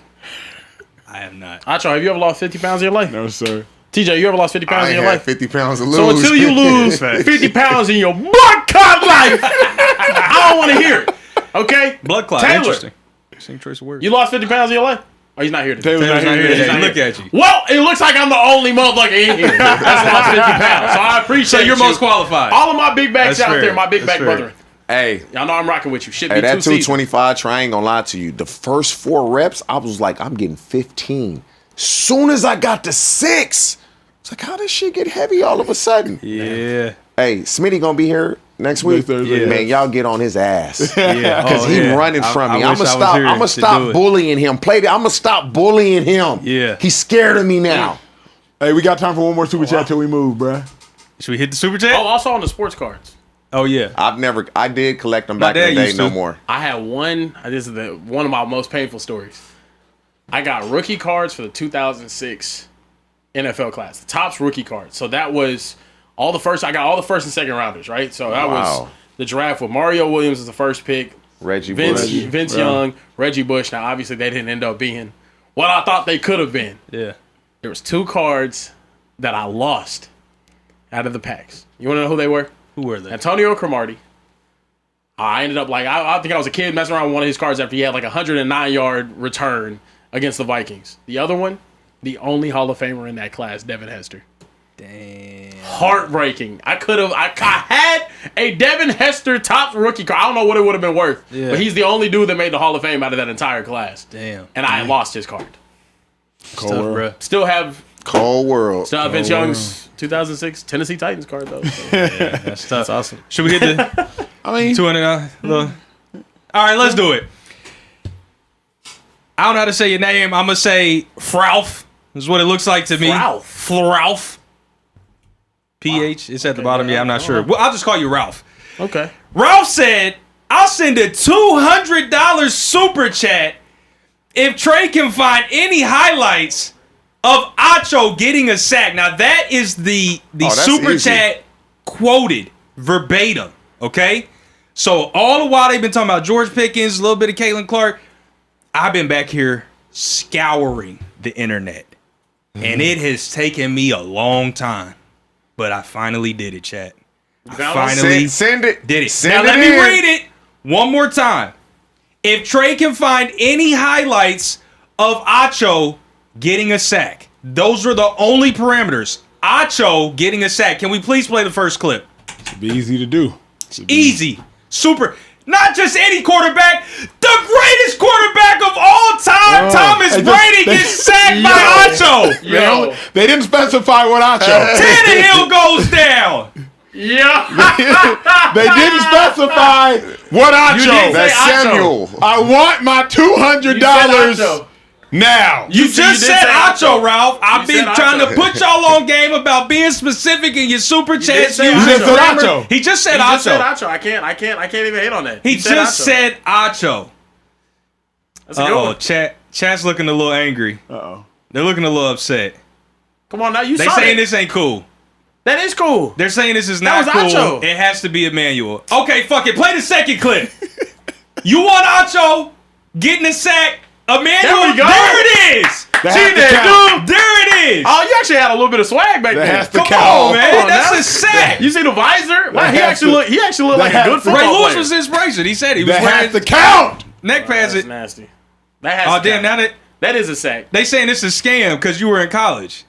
How was said that a that- scam? Hold on. They said that don't count. They He being played nitpicky. football. They The University of Texas. They being nitpicky, bro. They saying that Come on, bro. the Texas one don't. Well, fucking play the third clip then, damn it! Y'all want the NFL? Oh man, you Acho sack. Hey. Well, here it goes. Hey, they tried me, T. Colin Kaepernick, 2014. Oh! You know what I'm saying? I don't want to brag. How about that? I don't want to brag. I don't. Acho. We ain't man. got to talk about it, T. Kaepernick. Now what the chat gonna you say know what now? I mean? Come on, Hey, chat. Now what y'all got to say? Run me my 200, though. We need that 200, Ralph. And I gave you 3 sacks. So you really should run about 300, 600. Y'all think Acho said stand for the flag next time after he sacked him? You think that? You think he said that? After he's get off your knee, fuck. My parents came from Nigeria. You don't know what they worked to play under this Hey, flag. he thought he was going to play me. Yeah, he did. No, that was tough. I need was that tough. 200. He Yeah, we didn't need get all footage that. of the other sack. There we go. need all that. Run that 200. Look, moving forward, we got to talk about some NFC action. Mike Evans was active in practice. This tweet says Mike Evans is going to explode in Kyle Shanahan's offense. Pause. It's a little crazy. But, you see him getting active right here, putting some routes together, catching the ball, looking explosive, moving around, looking healthy, doing his thing. Kyle Shanahan very excited about this as well. Fellas, do you guys think Mike Evans is going to make a difference for the 49ers and get them over the hump? T, I know he'll make a difference, but you're the wide receiver, so I want you to go first, sir. He'll make a difference. Kyle Shanahan hasn't had, number one, a target with this type of size that is proven. Consistently going to get open. Yep. And if he's not open, he catching the ball anyway. Yep. He's a quarterback's dream because just put it in the vicinity, he probably going to come down with the ball. And so the way Shanahan designs plays, He's just going to put him in position. I mean, even for Mike Evans has to be going through these OTAs and mini camps and feeling like, damn, I wish I could have played my whole career in this type of system with this coach. And so I truly get him over the hump. Football is such the ultimate team game, but if he can play 17 games, this may be Mike Evans' best season because Kyle Shanahan, at least in my opinion, is just that good of a play designer. He going to be cooking up things and you're going to be like, you know they throwing the ball to Mike Evans. How is he so wide open? But when you got Kittle and McCaffrey on that offense, he may get lost in the shuffle a little bit, and I don't know if he's ever gotten lost in the shuffle on any offense he's been in. I agree with that wholeheartedly. I think people are underestimating what Mike Evans can do with this offense. I mean, Mike Evans is probably the second or third most talented receiver Kyle Shanahan has ever coached. I think Kyle Shanahan coached Andre Johnson for a year. Then obviously he coached Julio Jones. And then I think Mike Evans would probably fall third. Probably right ain't ahead no question. If he coached them two, he's for sure third. Yeah, I think he'd fall third ahead of the likes of Pierre Garçon, ahead of the likes of Brandon Ayuk, amongst others. So Mike Evans he's really him. He's one of those ones. What I think about, though, T, is like Mike Evans is an egoless receiver that knows how to get open and can work the middle of the field. And Brock Purdy, play action pass game, he's going to work the middle of the field. And when you got Mike Evans who can run the full gauntlet of the route tree, he can run posts, he can run goes, he can go across the middle, he can run comebacks. Like, he's not just a 9-route guy. He's a guy who can work the middle of the field. I think that will open things up for the offense because now Ricky Pearsall, he's going to be what Deebo Samuel was. He's going to be the gadget guy. Now screens, tunnel screens, all types of just gadget plays. And then I think Mike is going to be the bona fide number one. You couple that with Christian McCaffrey, and then hopefully Kittle comes back healthy at some point. I know they say he'll start the season. I don't want to see that. I think he can be a difference maker, if not the difference maker. Now it's just a matter of how good is the defense going to be. You add Greenlaw. You get healthier on defense up front. How good is that defense going to be? But the only pushback I'd give you, his best season was 1,500 yards. I don't see him doing that. That's hard to do. In this offense, with the weapons, though, you might be right. The 1,500 yards with Christian McCaffrey, George Kittle, if he's getting 1,500 yards, he's probably getting way too many targets, and it may bog down and slow down everything else. But I can see 1,300 yards, 87 to 92 catches, 11 to 14 touchdowns. If he can play all 17 games. Is Christian Kirk going to be a difference maker? Because who I think they're really going to miss is Juwan Jennings. I don't think Juwan Jennings gets enough credit for what he's done the last 3 years. If you remember that last Super Bowl run they made, it was Juwan Jennings that made that miraculous catch against, was it the Green Bay Packers on 3rd and 6? I got to say no to answer that question. No? Because if Pearsall, and this is Pearsall's like shit or get off the pot year, like either you're going to show that you're going to be a starter in the league or you're going to be out the league in a couple years. Mm-hmm. Pearsall is going to have to show why he was a first-round pick this year. Because now Mike Evans is going to garner all the attention. Pearsall is going to have to show, and if he doesn't show, then obviously they're going to have to rely on Christian Kirk a little more. But if Pearsall shows why he was drafted in the first round, I believe Christian Kirk will get 28 to 33 catches. Really? Yeah. Because there's too many mouths to feed. You can't have Mike Evans, George Kittle, Christian McCaffrey, Pearsall, and Christian Kirk. You can have 4 of them dudes, not 5. Mm-hmm. And so I believe it will be Christian McCaffrey, Mike Evans, George Kittle, Pearsall in that order. Do you want Pearsall working on the outside? Because I don't. I haven't seen him consistently beat press. I want Pearsall. He can beat press because Pearsall's not a small dude. No. And he's quick. You just want Pearsall. I don't give a damn where you work. Just give me some results. Yeah. I need results now. It's just 3rd year. I need results. Where you in the slot, you on the outside, I don't care. You can line up in the backfield. I need results. Mm-hmm. I need some production. Kieran, when you look at this Niner squad, they've been close They had a great season last season compared to what we thought they were going to have, especially when you consider Warner got hurt, Kittle got hurt, Trent Williams started the season. I don't know if he did start the season, and he didn't have his best season. Yeah. Do you think Mike Evans is enough to get the Niners over the hump? No. And it's because the Niners are too old, too fragile, and like they're not. I can't trust them to show up for 17 games, and I damn sure can't trust them to show up healthy for a playoff series, or for a playoff run rather. Mike Evans is going to be going into his 13th NFL season at 33 years old. The dude has put up 1,000-yard season after 1,000-yard season after 1,000-yard season. Now, last year, the first year that he didn't have it, but he's missed games, I think, in 4 out of his last 6 seasons. Multiple games in 4 out of his last 6 seasons. We're talking about a guy who can go out there and give you 1,000 yards. Absolutely. Am I going to see the peak 1,300 to 1,500-yard season, even though this is the best offensive play caller he's ever played for? Absolutely not. Unless he can give me 17 games and kind of turn back the clock on what his career has been, no. I just don't see that happening. Also, Trent Williams, it's his last hurrah. This is probably going to be his last season as an NFL player. I just think this is we're trying to throw everything at this problem, but we're putting together we're putting a band together that's just old and washed. Not saying that Mike Evans is washed, but as a collective unit, the 49ers, when you look at them, they're washed. Compared to the teams that are now stepping into the elite in the National Football League. That's the Seattle Seahawks of the world, the Patriots of the world. On the NFC side alone, the Rams, yes, you do have an older quarterback, but now you just retooled your defense and they're all in the middle of their primes right now. I can't sit here and say that Mike Evans is going to make a difference when I can't say he would be better than Brandon Ayuk. And I think Brandon Ayuk with this team still doesn't make them a championship favorite, in my opinion. Now, with Kyle Shanahan, anything is possible. He is a phenomenal coach, and offensively, they're going to be able to put up numbers. I just don't think they're a Super Bowl team because of the injuries. Don't you think, though, T, because Kieran, I love what you said. Everything you said there makes a lot of sense.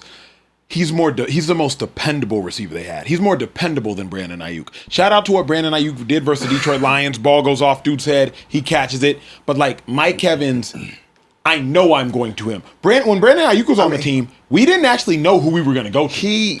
He's proven. So when you have somebody that's proven, of course he's going to be the most accomplished because he's done it year after year after year. With a team that's doing well, with a team that's doing bad, I'm going to get you results. I'm going to give you that production. And so you would have to say in this San Francisco 49ers offense, when it pertains to receivers, he would have been the best one now, or he will be the best one. What year is this for him? 12? For Mike Evans? He's 13 at 33 years old. That's the only thing but he got into the league very young. Mm-hmm. But the last few years, he's had little knickknacks, hamstrings here. You got to avoid that. And that muscle injury, soft tissue, they're very avoidable. Mm-hmm. Very avoidable if you do the right thing. Very avoidable. And so he's going to have to play all 17 games. You can't play 11, 12 games. Stephon Diggs is still on the street. The Giants are going to have to cut one of the 10,000 receivers that they signed. If I'm the Niners, though, and I don't like what I'm seeing out of Pearsall, I'm going to get Diggs. Got it. He's never been a problem on the team, really. Mm-hmm. Like, in the locker room. Yeah. I'm going to get Diggs. Because he's going to get it done. Mm-hmm. If Pearsall shows me, like, I'm going to get him. He's a better player than Christian Kirk. You get that. Now you got two dudes that can go do it. Are they older? Yeah, but your whole damn team is old. So let's go. Let me go get these old dudes that know how to make plays. They know how to win. The moment ain't going to be too big for them because they've been there, done that. Yeah. That's a guy that I'd actually believe in a lot more. Just because of the injury history we've seen with Mike Evans and him being like older. Obviously, Stephon Diggs is on the older side though as well. But seeing a 1,000-yard season from him last year and then also him playing in a solid offensive system, he was in Minnesota. Mm-hmm. Put up numbers. I think he'd be a problem. He'd be a problem with the 49ers. So you had a thought? I just was gonna say, what's the hump? We're not talking about Super Bowl. Yeah, we're talking about the Super Bowl. Super Bowl. That's their hump though. That's it. That window's closed. That window's closed. That's what I'm It's too saying. many Yeah, teams. their It's hump too many now teams in the is- NFC. is It's too to many me, teams. it's too many They good gotta have teams. every ball bounce their way. Yeah. Yeah. Too many good teams. And they have to have other teams' balls, not bounce their way. Like it's not just their balls can't just bounce the way they need them to. They Hey, need if you did other a hierarchy We're not pausing that. We're not pausing that in at the all. We're NFC, we're where would talking the ball, Niners fall? Just the NFC, where would they fall? I don't care how their balls bounce. They're not. Fifth. So for sure, give or take, the first three was going to be Rams, Eagles. Yeah, Seahawks. Out of respect. So you put the Cowboys ahead of them? No. No, Green not out Bay, of respect. Detroit, Chicago. Chicago, yeah. Chicago, Detroit, and Green Bay all expected to be Could. contenders this year. Detroit. Detroit, get them the hell Nah. out of there. They're still expected to be contenders this year. As are the Niners, though.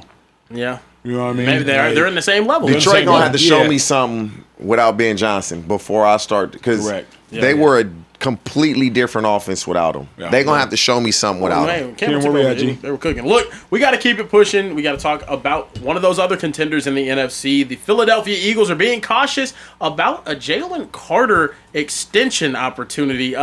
Carter is reportedly seeking a market resetting deal, but Philly is expected to seek protections after a season limited by shoulder issues and an ejection for spitting on my quarterback. Big decision looms for Howie Roseman, the Eagles GM. Fellas, is this a big deal or no deal for the Eagles moving forward? Gigantic deal. If y'all don't remember, there was a clip of Jeffrey Lurie. They asked him a question about Jalen Hurts. He thought they were referring to Jalen Carter. They're like, hey, you haven't done that deal yet, referring to Jalen Hurts. And he was like, well, we got to see the guy be a little bit more consistent. You know what I mean? He got himself kicked out of a game earlier on in the year and just he hasn't been the dependable player that we need him to be. And they were like, no, we're asking about Jalen Hurts. They're like, oh, Hurts. Lurie completely showed his hand on how he felt about Jalen Carter. Not to mention, at the point in which you have Jordan Davis there, and you just paid him, until you've seen him do this, I think that Jalen Carter better ball this year, or a move could be made that would really make a lot of Eagles fans disgruntled. I remember talking to a former Eagles D tackle, ran into him randomly in Vegas, and I was just talking about like the defensive tackle room in Philly, and he was like, bro, Ojimo is him. And Milton Williams was him before they lost Milton Williams to the Patriots, and then Milton Williams went on to a Super Bowl. I think the Eagles feel very confident in their ability to scout defensive tackles, acquire defensive tackles, develop defensive tackles. From the Fletcher Coxes to the Jordan Davises to the Jalen Carters to the Milton Williams to the Ojimos. So I think that I would not be surprised to see Hargrave. Hargrave, 10-sack Hargrave. Thank you for that, sir. I would not be surprised if Jalen Carter does not get there where he needs to get. He'd get dealt. Like, Howie's not going to lose Jalen Carter in free agency. I'll tell you that right now. No, Howie's going to be like, hey, I'll trade him for 2 first-round picks and let y'all deal with him. But at the point at which, bro, he had his off-the-field issues in college. Then you come to the NFL. You come into your sophomore season or third season out of shape. Then you spit on Dak Prescott and you get thrown out of a football game, a gigantic football game before the game starts. I don't remember who won that game. Kieran, not asking for shade. Who won that game? Eagles still won? It was Eagles, yeah. Bet. So you get thrown out of a football game, and then you miss a majority of the season because I think you had PRP shots in both of your shoulders. There comes a point where Howie and Larry are going to look at you like, bruh, we already took a chance on you because you were involved in some sort of collision or you were revolved around a collision where somebody lost their life, if I'm not mistaken, in college. Then you get to the league. So, like, Jalen Carter got to get right. Yeah. No, I Bless mean, you. it's I mean, I don't know who sneezed, but Trey sneezing again is ridiculous. No. No, look, but No. I'm thinking about Jalen Carter. Are Yeah. you gonna keep interrupting the segment, dude? Yeah, that's crazy. Come on, man. Bro. That's crazy. Get it together, bro. I'm going back to Come work. on now. All right, bro. Look, Lock in, bro. when it comes to Jalen Carter, I do think the Eagles are just for seeking that protection after this year. Obviously, going out there, I believe it was a year 2 or year 3 this past year for him. I think it was year 2. 3. It was year 3. Going out there year 3 and having your worst year is not the best situation whenever you're looking to get paid. This could be a situation that goes into the next offseason. He should be one of the higher paid defensive tackles in the league because he plays at that level when healthy. But right now, there's no guarantee that Jalen Carter comes back and plays at the same level that we've seen him play at before. And I don't know about you guys. I don't know how important shoulders are at those positions, but at D tackle, it seems like a very important position to be able to have your anchors. You know what I mean? like be able to get hooked in there. I don't know. It's going to be a situation now where the Eagles, they have everything in their court. They're doing phenomenal drafting on the defensive side of the ball in the first round. They've done a great job doing that for the past 5, 6, 7 years. And now with Jalen Carter at the defensive tackle position, you have more assurances with guys like Moro Ojomo taking that next step, Jordan Davis taking that next step. They were still an elite defense last year without him playing. So to me, that's probably the worst thing for Jalen Carter and this defense moving forward is them being able to see, hey, we're still a top 5 defensive unit in the league with or without you. So we're not going to be held hostage by you with this deal. I'm going to say this, man. I really value the Eagles front office. I think they're the best in the league. They sign guys to deals early. They identify who's a core player in their organization, and they lock them up. But they let this dude go. I might have to change my stance on this. He's too good. But there's so many layers of this because this tells me there's things going on behind the scenes that he's done that we not hearing about. There's a lot of things probably that being late or just doing whatever. I'm not saying he's late. There's things that have taken place in the locker room in the city of Philadelphia that we aren't hearing about, that they know about. And so it's giving them a reason to say, hey, we got to pump the brakes on this. And he knows this. But if I'm Jalen Carter now moving forward, I don't care what's going on. If I'm not 100%, I'm not playing. Because we can play this game then. If this is the game y'all want to play, we can play it. We can play it. If y'all knew I was hurting, the reason I got to go get PRP shots in my shoulders is because I was playing when my shit was hurting. And y'all know this. So now y'all going to try to hold this against me? Bet. I'm not playing if I'm not all the way right now. Let's see how this go. And I hope y'all can find somebody then that y'all feel can replace me. So go ahead and trade me then. But T, we've had this conversation. Money does not change a human being. Money makes them more of who they are. Yes. Jalen Carter hasn't just had like a couple questions. No, Jalen Carter could be a problem. Yes. Imagine paying Jalen But Carter. they knew he was a problem when they drafted him. Absolutely. But you still drafted him. But you draft him in the top 10. And you hope that he will mature and he will change. Jalen Carter would have been the second pick, if not for the top 5 for sure. He would have been top 5. Top 5, right? A lot of people think Atlanta would have taken him over Bijan if the off the field stuff wasn't there, but they didn't want him close to home as well. So correct. Yeah. So you draft him, hope he'll mature, hope he'll grow, hope he'll do X, Y, and Z. At the point at which you get kicked out of a football game, there's only 17 Acho, I'm not going to lie lie to you, though. I'm not going to lie to you. Did he spit on that? And was he wrong? Absolutely. But when you spit towards me, I'm thinking that's you trying to actually spit on me. Like, no. Dak Prescott, no, TJ. It don't matter who it is. He's played 9 years. Dak isn't about anybody's action at all whatsoever. If we're conversating and I see you spit and it go there, because we don't know what's being said. They look like they talking shit to each other. But see, here's my that's just me. But then I question your aptitude. No. Because here's why, T. You know Brian Dawkins. You go up against Doc. Yes. Doc's not spitting on you. You know that. Because you know Doc. But hold on. This is what Doc gonna do, though. Da. Sure. He gonna turn the other way. But you, right at me. But you know Doc won't spit on you.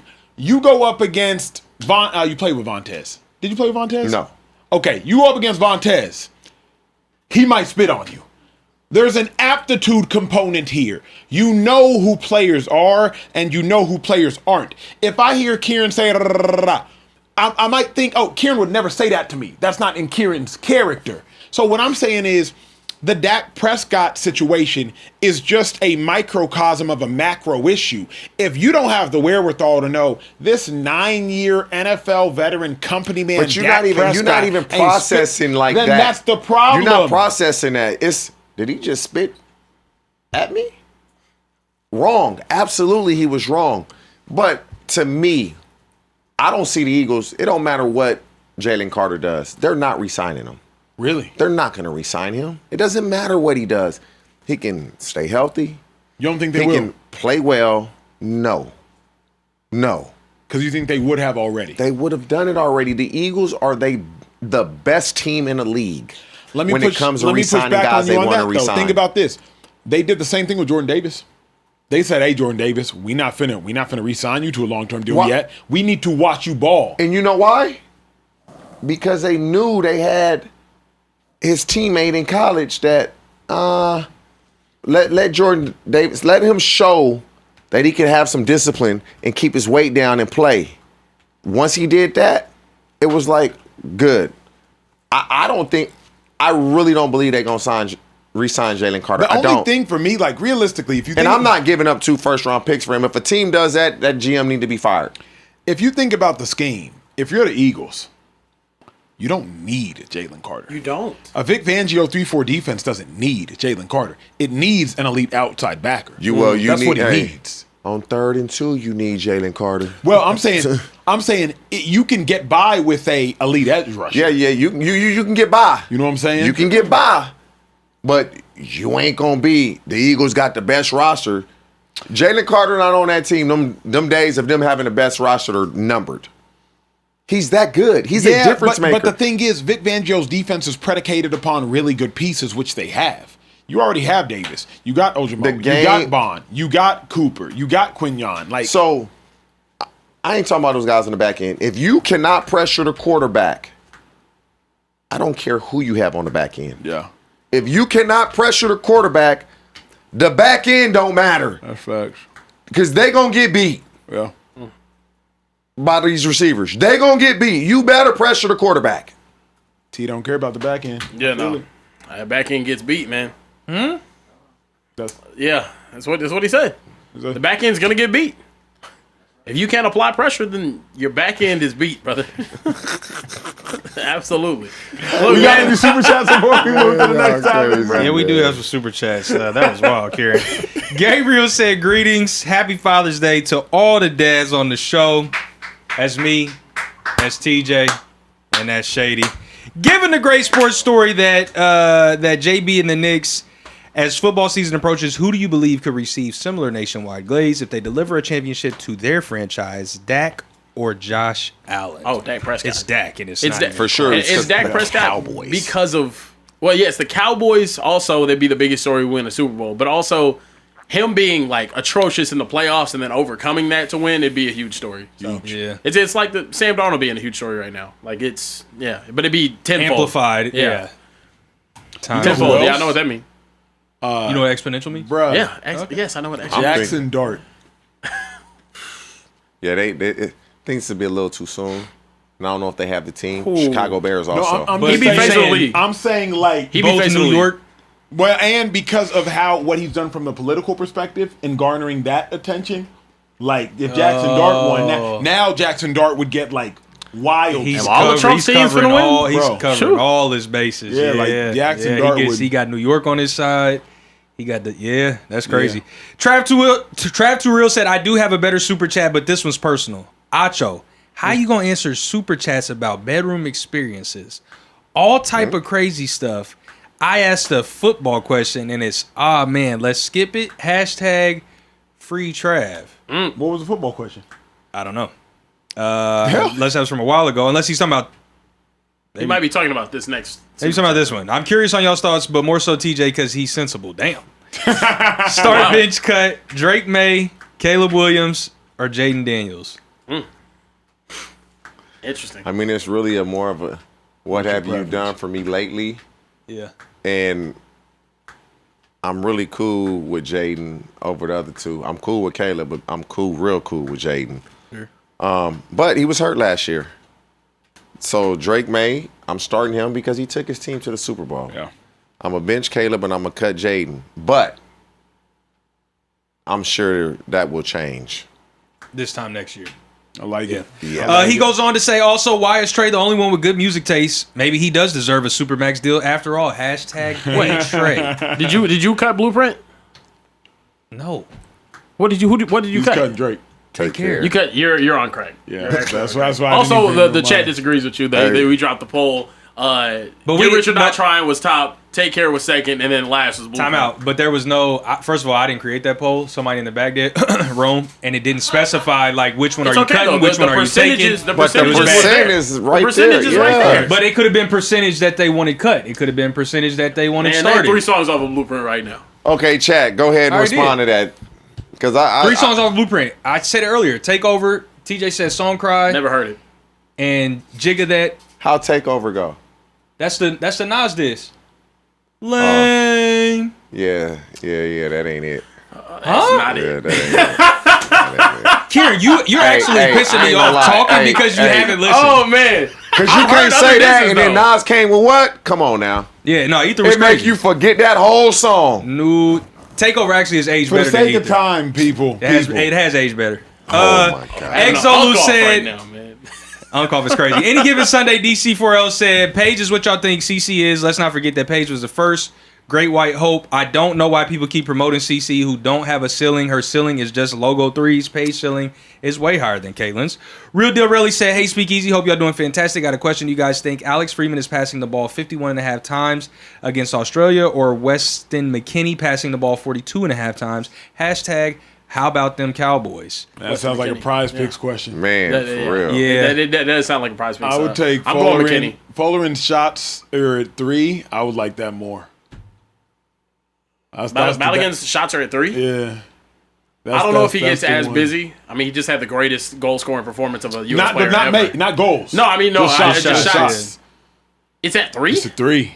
I Yeah, like that. that's what I'm I like saying. that. No, we're playing through on him. those apps, do they have to be shots on target?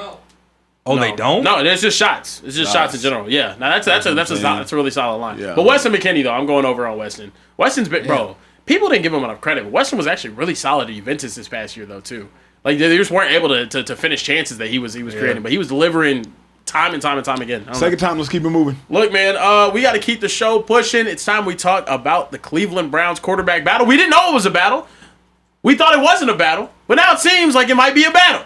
Jeremy Fowler was on ESPN and had some things to say about it. I'll let you guys take a listen. Jeremy, what should we know about the Browns quarterback competition between Shedeur Sanders and Deshaun Watson? Laura, this is a true heated battle, and this one's only going to heat up in training camp. As was told to me, Deshaun Watson went into the spring as the clear favorite, and that Shedeur Sanders has bridged the gap at least somewhat. I still believe Deshaun Watson's in a good position. I'm told he was moving like a major athlete again, coming off those Achilles tears. He's moving like a major athlete, and Shedeur Sanders bridging the gap to Deshaun Watson. Fellas, do you guys think Deshaun Watson should be worried right now about his starting job? No. No. Deshaun Watson going to start week 1. And I've said this. It's easier to bench him when their season runs afoul. And that's what's going to happen. You don't want to start Shedeur and then, week 5 or 6, I got to bench him. He's a young guy. And so I believe Deshaun Watson will start the season. And if they're doing well, then that's a great thing for the Cleveland Browns. I don't believe they're going to do well. They're in a division that's tough.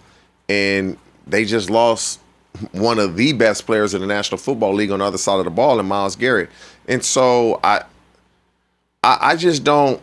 Bridging the gap, that's fine. You've made the competition a little closer. All that means is Deshaun Watson will be on a shorter leash if Shedeur continues to bridge the gap and make this closer. They'll feel a little more comfortable when that time comes. So now instead of it being week 5, 6, 7, it may be week 3 or 4. That just means Deshaun Watson has a shorter leash. The more Shedeur continues to kind of bridge that gap and close the competition. If Deshaun shouldn't be nervous, why do we keep hearing these conversations outside of Cleveland? Jeremy Fowler, national reporter, he said it. Mary Kay Cabot, local reporter, she said it. Okay, so then will they start Shedeur and just say, F it. If he shows us he can play, he's our quarterback of the future. If not, we get a number 1 pick. I don't think Todd Monken has the authority to start Shedeur. I think that decision is going to come from the general manager and to some degree the owner, but really the general manager. So he ain't starting then. Well, if it's also from the manager, or it's not from the manager, if the owner is also involved in this, Jimmy Haslam, he's been the main one saying they made a mistake by getting Deshaun Watson. But I'm still giving him $40+ million this year. I need to see if he can rectify some of these mistakes. But to Kieran's point, no. Haslam said at the end of last season, Deshaun's a sunk cost. He said, we regret paying him. He's a sunk cost. So if Haslam is at all involved, which he's not, though, but if Haslam is at all involved, then that does throw a wrench in things. The person I think is the general manager.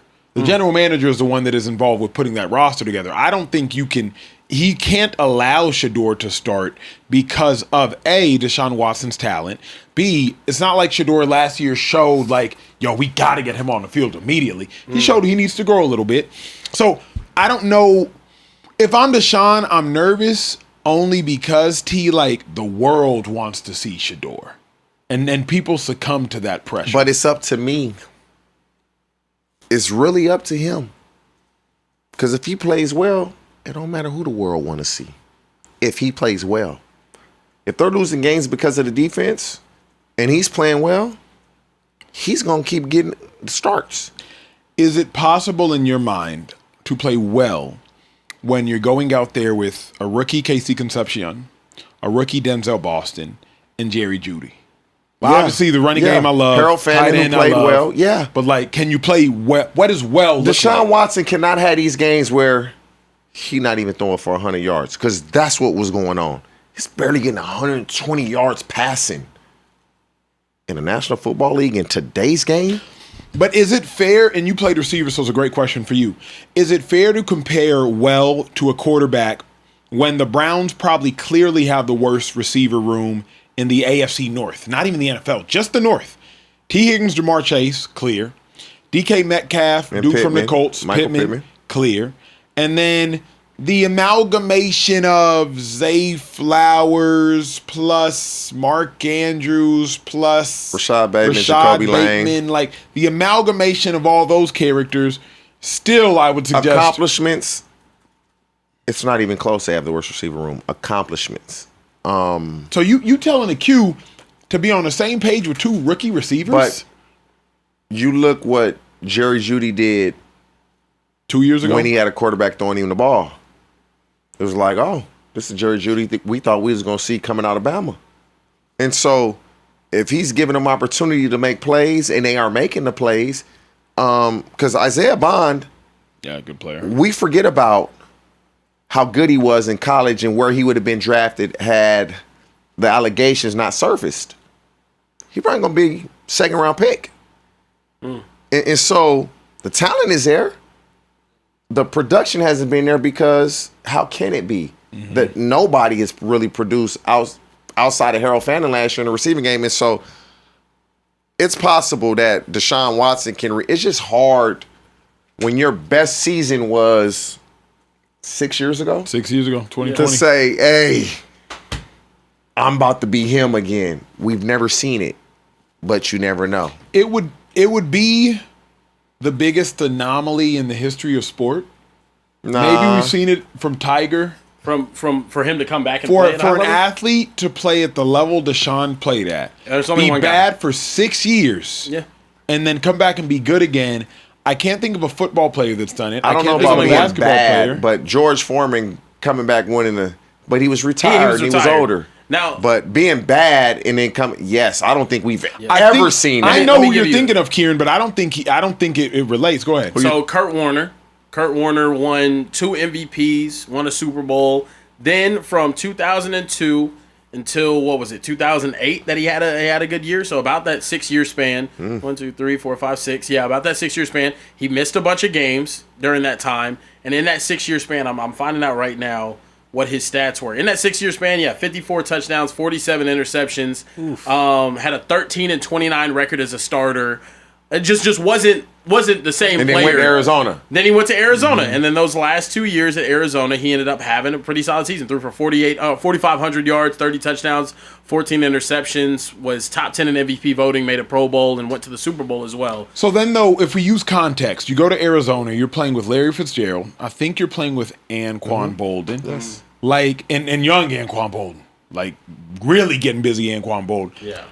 That's just not fit. Deshaun's playing with Casey Concepcion, Harold Fannin. Harold Fann's a dog. Casey Concepcion, Denzel Boston, Jerry Jeudy. It's just, if Deshaun was a starting quarterback for the Rams, different conversation.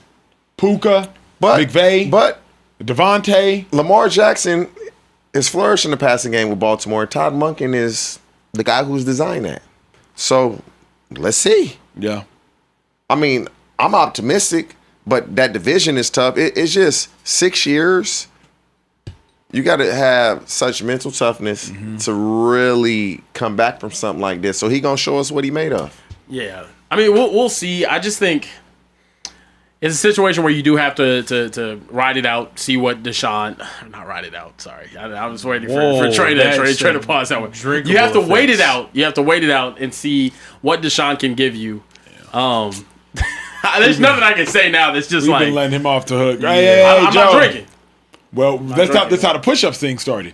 Yeah, if you remember. You're right. Which one you want to do? Which one you want to do?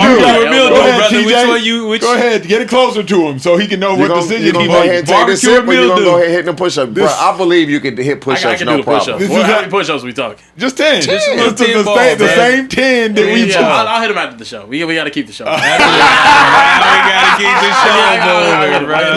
show. Kieran, answer the question then. At least close this topic. Yeah. Should Deshaun Watson be worried? Should he be looking over his shoulder about Shedeur? No, he shouldn't be worried. He should be worried if he goes out there on the field and stinks it up. But I think he's going to get the opportunity to start and show the team what he has. But if it's going to be a very short leash. I think that's all that this is telling me right now is, hey, we're going to go out there 2-3 games. If you don't have it, it's going to be like Russell Wilson. Reeled you back in.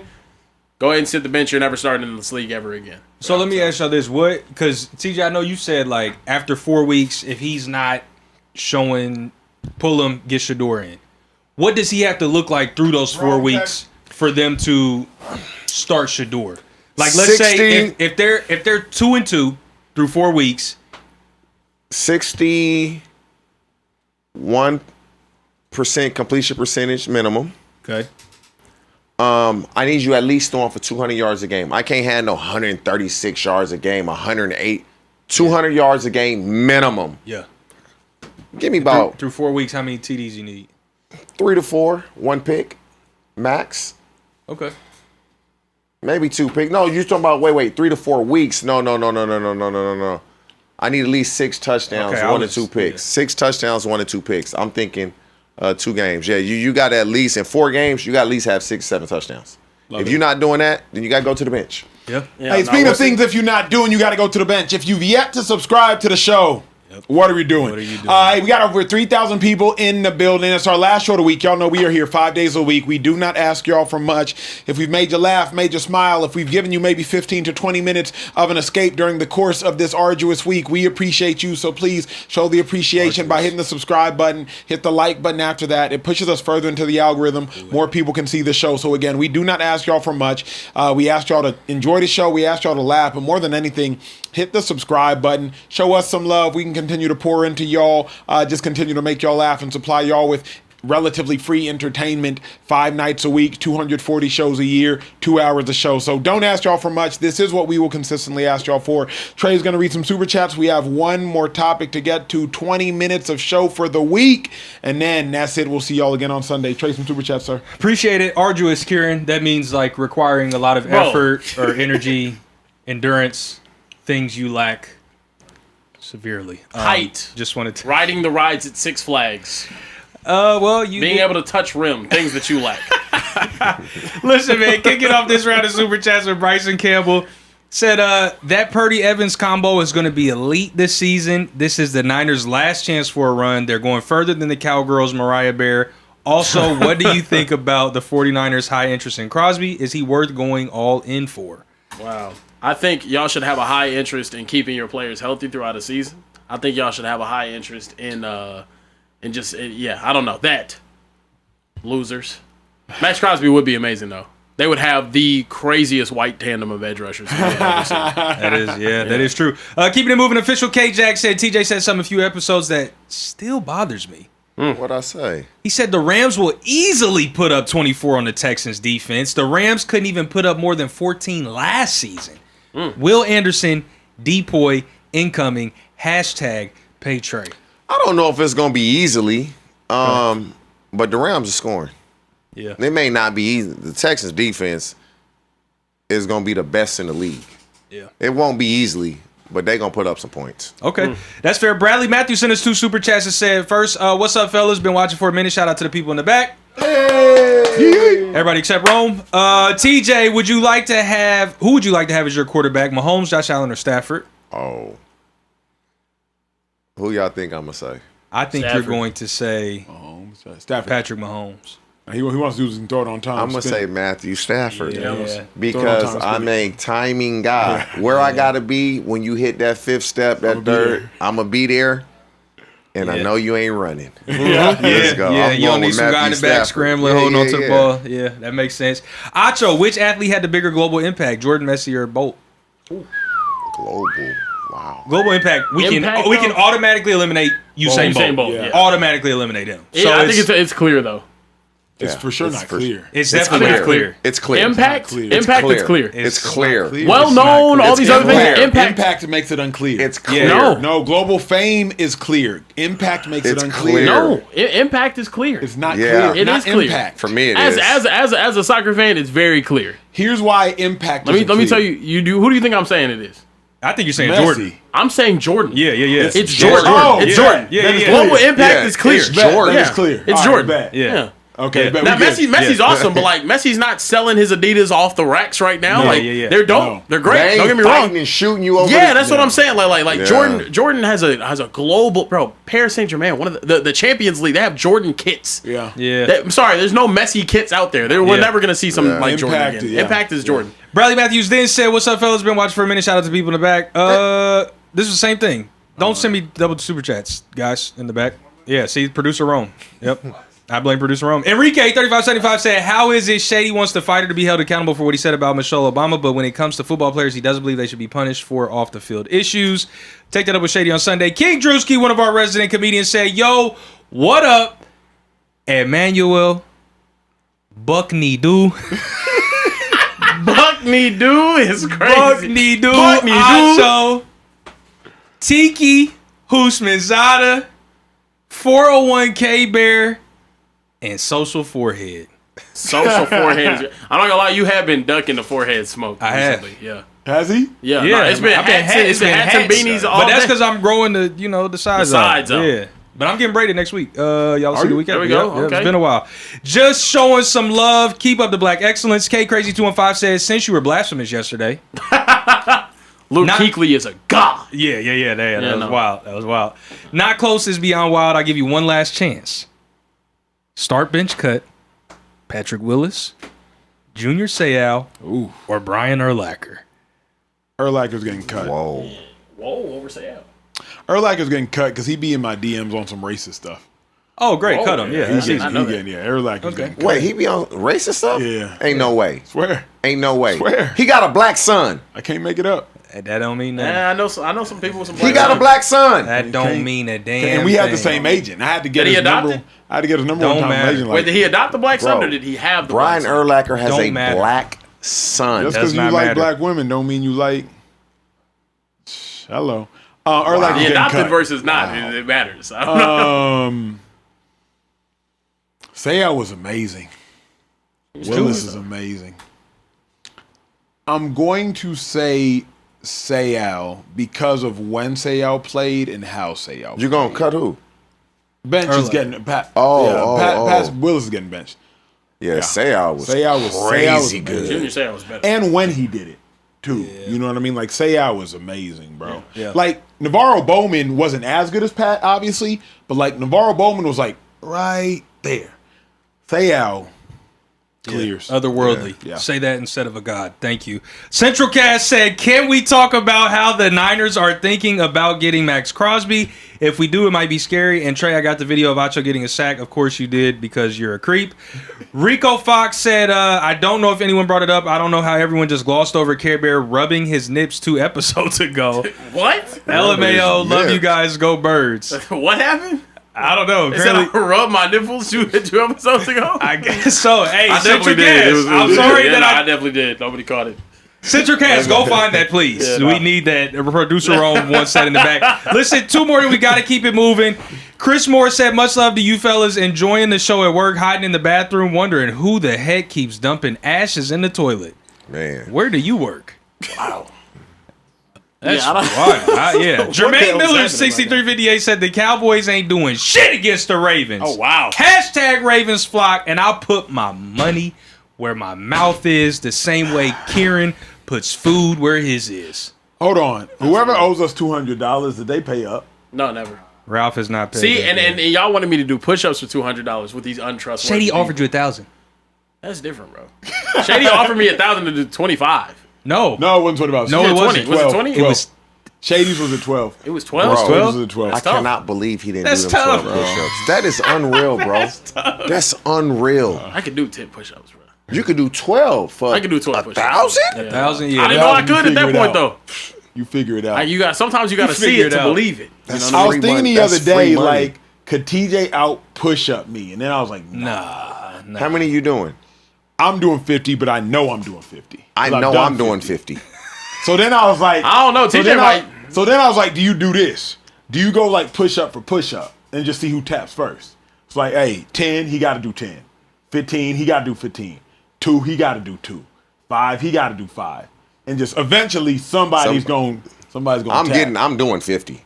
And I haven't done push-ups in a long time. Just my mind is going to let me do 50. I'm doing 50. I need that TJ Kieran, mentality. get to the last topic, Look, bro. man, we got to keep the show pushing. Deion Sanders spoke in a recent interview about the Jaguars reaching out to him about Travis Hunter and his two-way ability. He said, they're not going to ask me. I thank God that you're asking me. The kid won the Heisman Trophy playing both sides of the ball. That's all I got to say on that. Coach Prime outspoken about his star pupil. Fellas, should Travis Hunter play both offense and defense moving forward? I don't think he has the luxury to because he got hurt last year. Like, you know what it is. When you're dealing with a child, and not that Travis Hunter's a literal child, but in the game of football, he is a embryo as it pertains to the years he's played. When you're dealing with the child, you have to earn the right for me to do something. You have to earn the right for me to believe in you in that manner.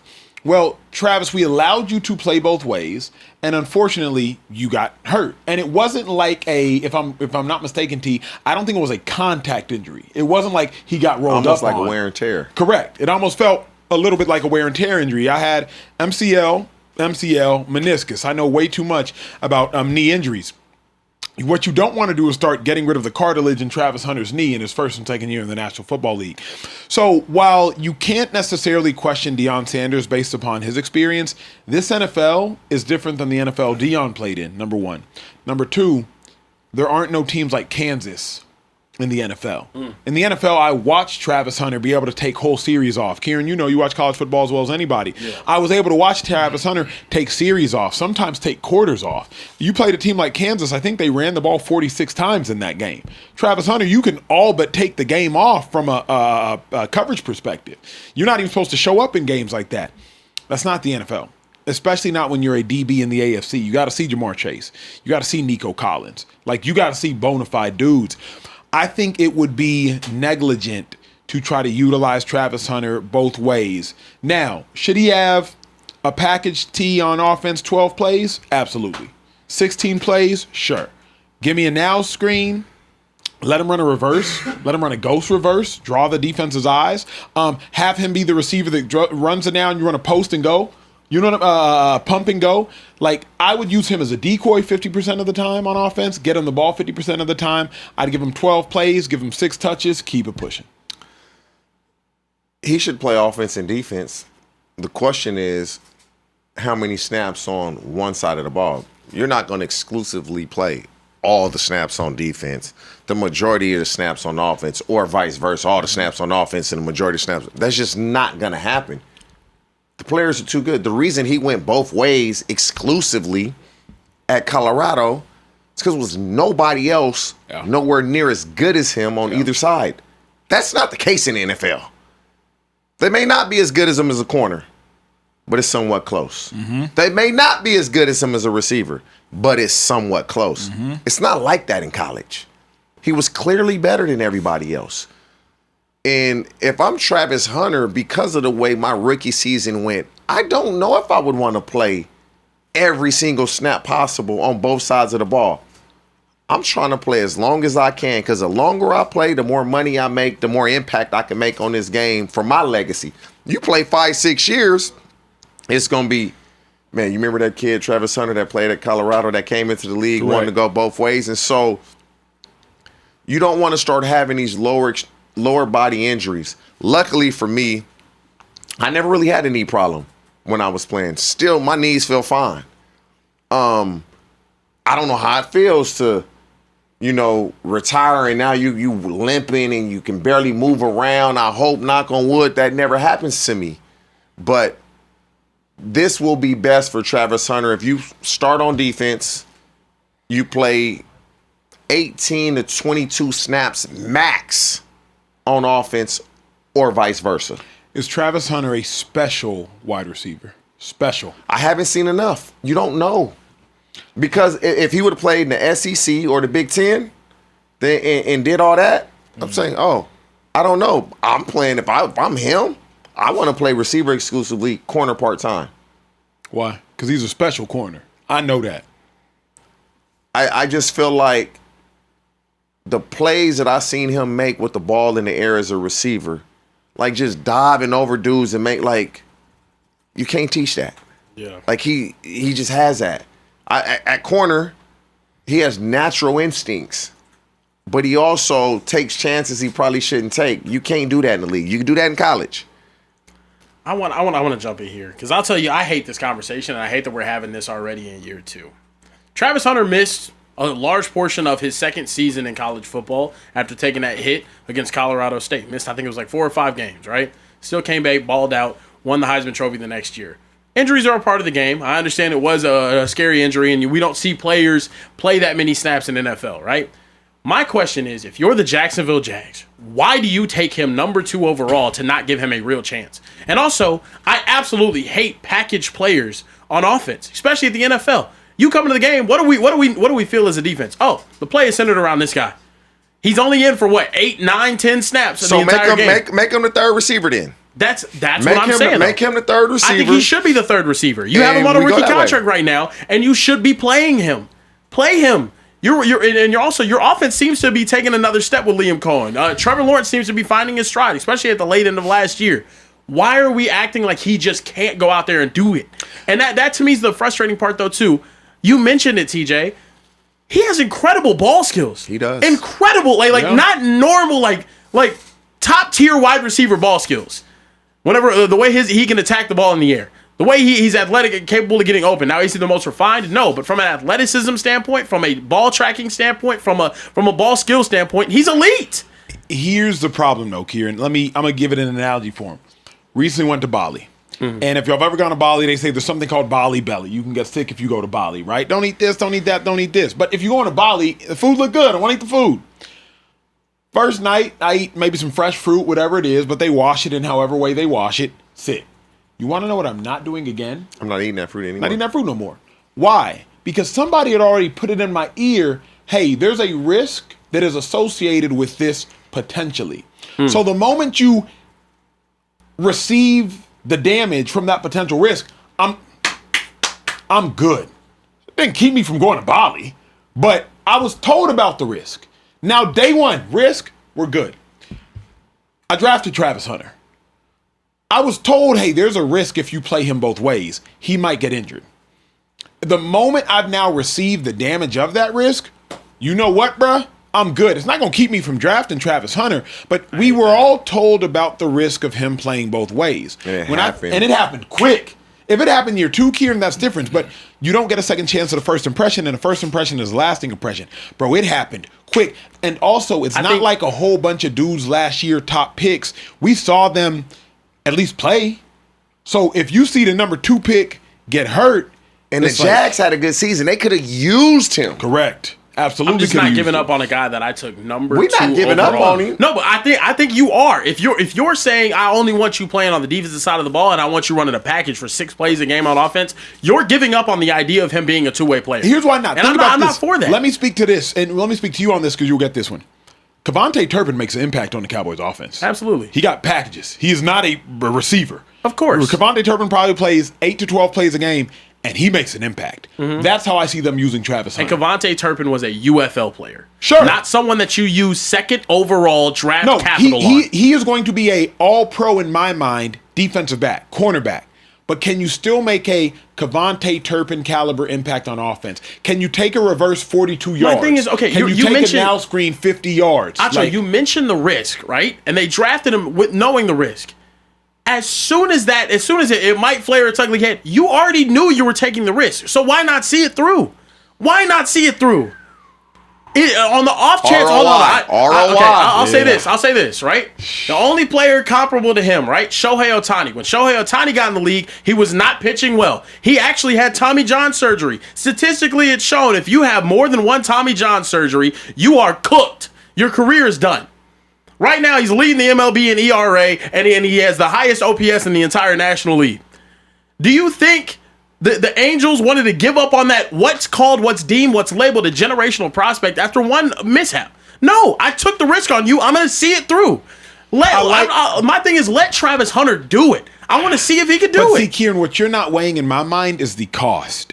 Because if Travis Hunter has another knee injury this year, there's a world where he's never the same. Like, you're just not counting the cost. NFL's different, G. Like, if Trav does another LCL or MCL, it's going to be one of those stories until you know him far too well with too many athletes of, man, what happened to Trav, bruh? He had them 2 knee injuries his first 2 years, so bruh. Good. That's it. He could have been special, bro. That's the what game. happened? Man, the Jags tried to play him too much. They tried to play him both ways. Ain't nobody in the history of the league ever done that, and they thought they could do it. And, man, Trav, but he was a Hall of Fame. Deion was one of the best athletes to ever play, and he didn't do it. Nope. Nobody does. He didn't do it. You can't do it. Travis did it in college. Lower after level. being hurt. Lower level. But hold up. He did it at Colorado that first year. He got hurt, and everyone said it's because you can't play that many snaps. But that was a hit. contact. That was no, a hit. You know that. We watched that game way too well. That was a hit. You know that, Kieran. Don't try to get us, bro. I don't care though. Him being out there on the field, it was because he was playing too and he was fresh off an offensive possession. I'm saying, look, I would agree with Kieran if it was a contact injury. Contact injury, I agree with Kieran. Contact injury, I'd be like, hey. It was just almost like, and it could have been contact, and they didn't release that, but it just seemed, he's dealing with a knee injury. Yeah. In practice. And next thing you know, like, he's down for the season. Yep. Anyway, we're about to get out the show. Need y'all to do us one favor before we dip. Hit that subscribe button. If you tuned into the back half of the show, do us the solid. Hit the subscribe button. It is our last show of the week. We want to end on a bang. After that, hit the bell button to be notified whenever we are going live. Hey, consider us your online family. Consider catching us maybe 2, 3, 4, all 5 times a week. We go live every Sunday to Thursday, 8:15 p.m. Pacific time. And again, if you're just looking for a community to hang out with on weeknights, somewhere to get away, online social group chat community, this is what the Speakeasy was created for. Trey's going to read some super chats. If you want us to hear from you, these are your last 2 to 3 minutes to drop a super chat. Joe, kick the music. Trey, read the super chats. Let's get out the show. Let's do it. Central Cast said, by the way, Carebear, 15 years in prison or until the Cowboys get a Super Bowl. Oh, shit. Wow. Damn. It shouldn't be hard for you. You said you guys are winning it this year. So just take prison until the Cowboys win a Super Bowl. Shit. Problem is, if we don't win it this year, like, we're not going to win it for a very long time. God, man. Give me 15, man. I don't know. Damn, and you 15. think y'all doing something. Wow. You heard that, Acho? The question was 15 years in prison or in prison until the Cowboys win a Super Bowl. He took the 15. The only team I support that I've never seen win shit. The only team. Out of all of my teams that I support. In so many different sports, the only team that's never won a championship. But you support so many different teams, so that's not really the same. Texas Longhorns. I'm talking about the different sports. Texas Longhorns, Texas Rangers, Dallas Mavericks. I've seen everybody. LA Rams. Not LA Rams. Dallas LeBron Cowboys. James. LeBron James is a good one. Philadelphia Phillies. Manchester United, FC Barcelona, PSG. I like PSG as well. Brazil. I watched when I was like a baby. It's tough. That's fair. Listen, keeping it. Wait, did he have a second part to that? Oh, and I'm still waiting on the package. Yeah, I'm not reading that like who you said it was. I don't know. He's a weirdo, man. He wants like merch sent, autograph. Remember the whole thing months ago? In the fall, we're dropping the whole merch line. We'll get you something, Central Cast. Acho said you can get it full price. Trap to Real, jump back to Super Chat, said lastly, shout out Scrooge McAcho. TJ. Sorry, that's funny. Tesla Trey. Snack Alarm Bear. And the people in the back. Yeah. Shout out to the gang in the back. I love what Angel Reese is doing.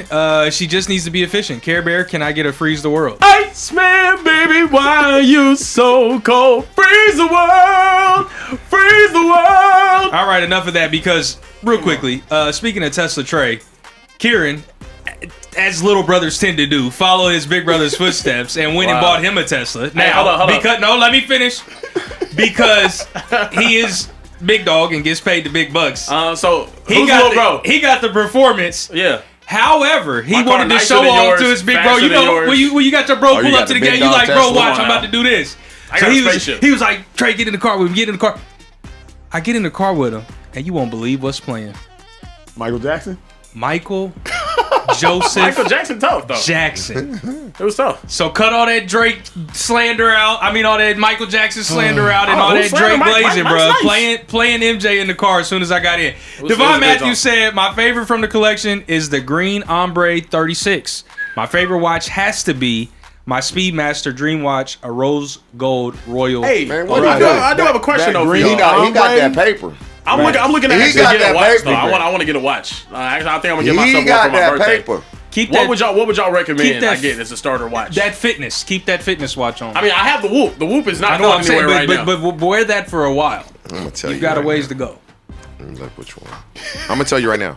It's gonna take 2 seconds. I'm hating because What a you're so good much starter. closer Thank you, to a TJ. Rolly than me. Appreciate you. No, but the Whoop is actually helping me a lot, bro. Starter, Wait, Omega. It depends on how much you trying to Cartier, spend. the Cartier like Ballon Blue. Mm-hmm. That'll cost you like $3,800. Okay, I want That's a something good like starter black watch. and goldish or something like Oh, Oh, so you want to be an alpha? that, bro. that's tough. I don't know what You y'all know what's crazy, bro? It's not even the watches go here and then like Skyrocket. Yeah. bruh. Yeah. It's Yeah. like Movados, Tudor. Tudor, Yeah. and then it's like, Bam. bruh. Yeah. 30 Daytona. grand plus. Yes. Yeah. Like there's not really like I'm gonna just get a Daytona. that's gonna hit you. For No, that's yeah, crazy. Yeah, I'm like, Daytona's if you can find ridiculously. it, that's- Go ahead What is and that, get like you. 25, 30 gags? Yeah. Bro, hell no. 18 to 30. That's Easy. crazy. Easy, and then if you get one platinum, 75. I got too many kids. you're I not, don't do you're that not, no more. you're not batting an eye at 3,800. I'm just trying to see where Not my batting what? negotiations. At Batting an eye, 3,800? you're not batting an eye at 38. Like you're not. For a watch? Yeah, you're not like that. Don't For make a you, gift for myself, 3,800. Yeah, like that don't make I- you flinch at all. Bro, I don't make all my money just answer here the to question. speak easy. But does that don't make you flinch at all? Yeah, Acho, we At got this some point, talking no. to do. G Quavo said biggest story to win a championship would be Shedeur in Cleveland. It's not close. Shedeur wins Boy. it first after the miles Bro. trade. If Shedeur won a Super Bowl in Cleveland, The world would shut The down. world would shut The down. world would- the world would it'd shut be down. worse than That COVID. would be crazy. For America, it'd be worse than that COVID. Yeah. bro, that was. I'm not gonna lie, Black America. Bro. No. What a damn, time. Damn Amazing. what Black America would do. What White America is going to riot. God damn it, Shedeur! Get down. You know who's a damn punk loser? Shedeur Sanders falling to the fifth round. Keeping it moving, Top Shot said Carebear trading TJ, assuming he's single. If y'all had the ability to hook Acho up with any celebrity female, who would it be, and does he fumble the bag? Oh, he definitely fumbles it. He only would fumble it if he's not interested. If he's interested, he ain't That's fumbling. not true, she's TJ. a- That's not true. Celebrity, I'd hook That's him not up with true though? because Acho just sat up here less than a week ago What I fumble? and said that when a lady tripped over herself, he walked away from her in cold blood. This is true. that is true. I was young. So if she fell, Was she? He said he was in the league, Was he he was feeling interested in himself. her? yeah, he was. Of course then. He was on a date with her, walking down Melrose. He's I was no. 21. He was walking around Austin. He was on Congress. The Hey, woman we fell. don't fumble. We never. Also, she fell fumble on some hot something. Texas pavement, and he was just like, Hey, yuck. you fumble Crazy. nothing Get up. that you don't want to fumble. Can y'all That's what answer I the believe. question? So I can see A y'all's woman? take? Celebrity. Celebrity woman. Celebrity? woman. Ooh, wow. Okay, Oprah. They're Producer wrong, we gotta Rome chill. said Oprah. That is I would say crazy. I can't say. Say it. Well, wait, maybe don't. I was no. I was about to Okay. say. Let me think. Megan Good, God-fearing woman. She's married. Married. Oh, did she marry Jonathan Majors? Yeah, like Damn. 2 Okay. months. Well, she just married to a pastor. Yeah. Okay. Yeah, she- So okay, married to not Von Family. single. Lupita Nyong'o.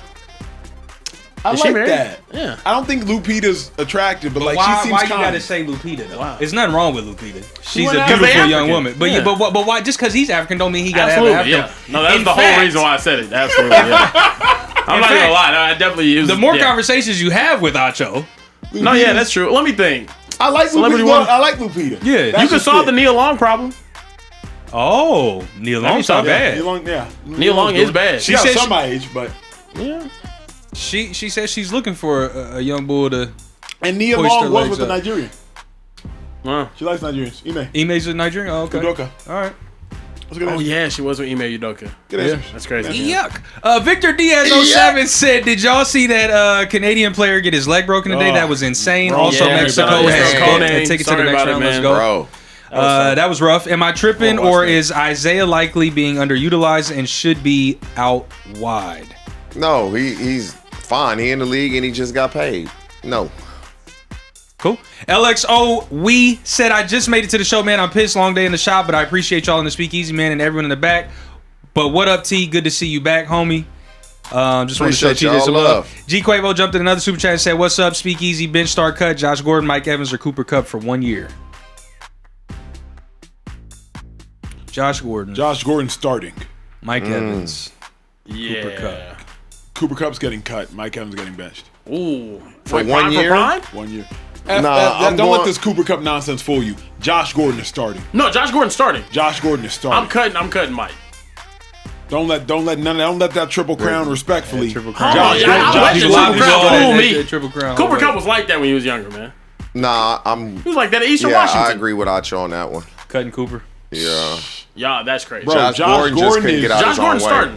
He just couldn't get out his own way. Bro, I don't. But I guess getting out your own way is a part of becoming what you're trying to become Bro, also. Josh Gordon, bro. Hey. That's actually probably the saddest way to go out, TJ, is being in your own way.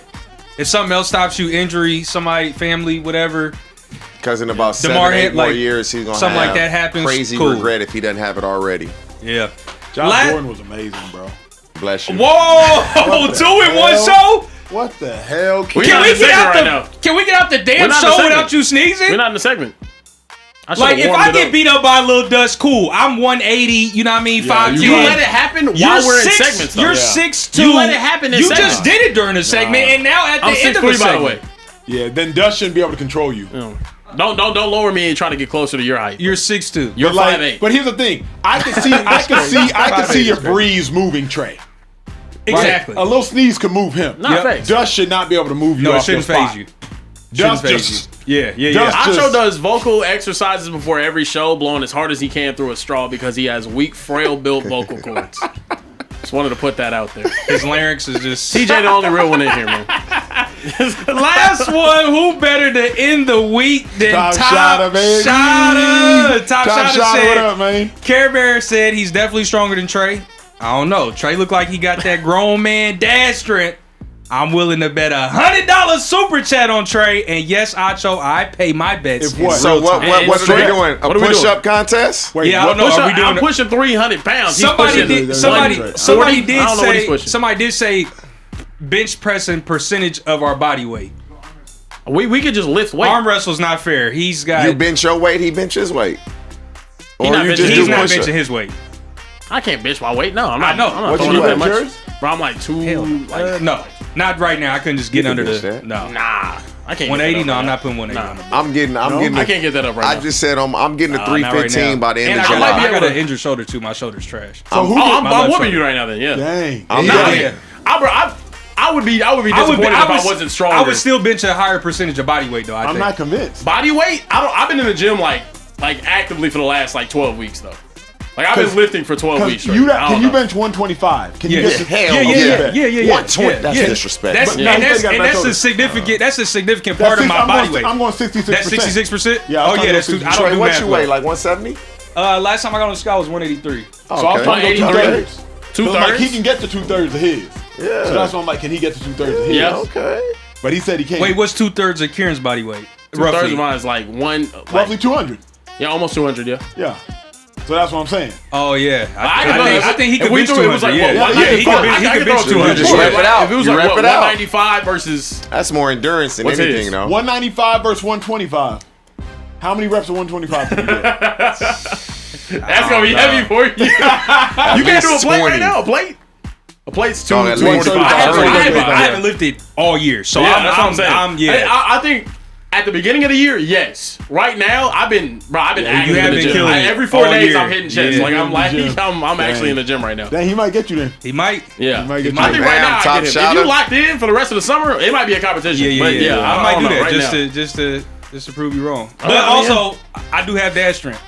Grown man and dad strength is a thing. Yeah. So Real TJ thing, bro. will tell you. I'm sure. The older your son get, The naturally stronger you just become. I'm it's staying just strong part of just it. in case he tried me. That's all. Yeah, He'll I never got do daughters, that. so I But don't if he necessarily gotta do, worry about that. But I met actually, we met TJ son before though, but he was out there at OT7 just running around having himself a grand all time, man. For real? It was good. It was shout good. out to crew, Kieran, man. get us out of here, G. Look, we appreciate you guys for tuning in here. We are going to be back on Sunday, Father's Day, back in the Speakeasy at 11:15 p.m. Eastern, 10:15 p.m. Central, 8:15 get the day off though. Pacific Since we're dads. time.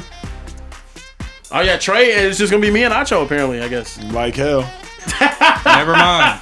Look, man, shout out to all the dads out there. We'll see you guys on Sunday. For Kieran, Iggy Simple, TJ Hushman, Zada, Emmanuel, Acho, boy. Social, Trey, and everyone in the back. Make some noise in the back. Shout out to the gang in the back. Not We'll that see you guys producer next time, Ro. right back here in the Speakeasy. Peace. yes, sir.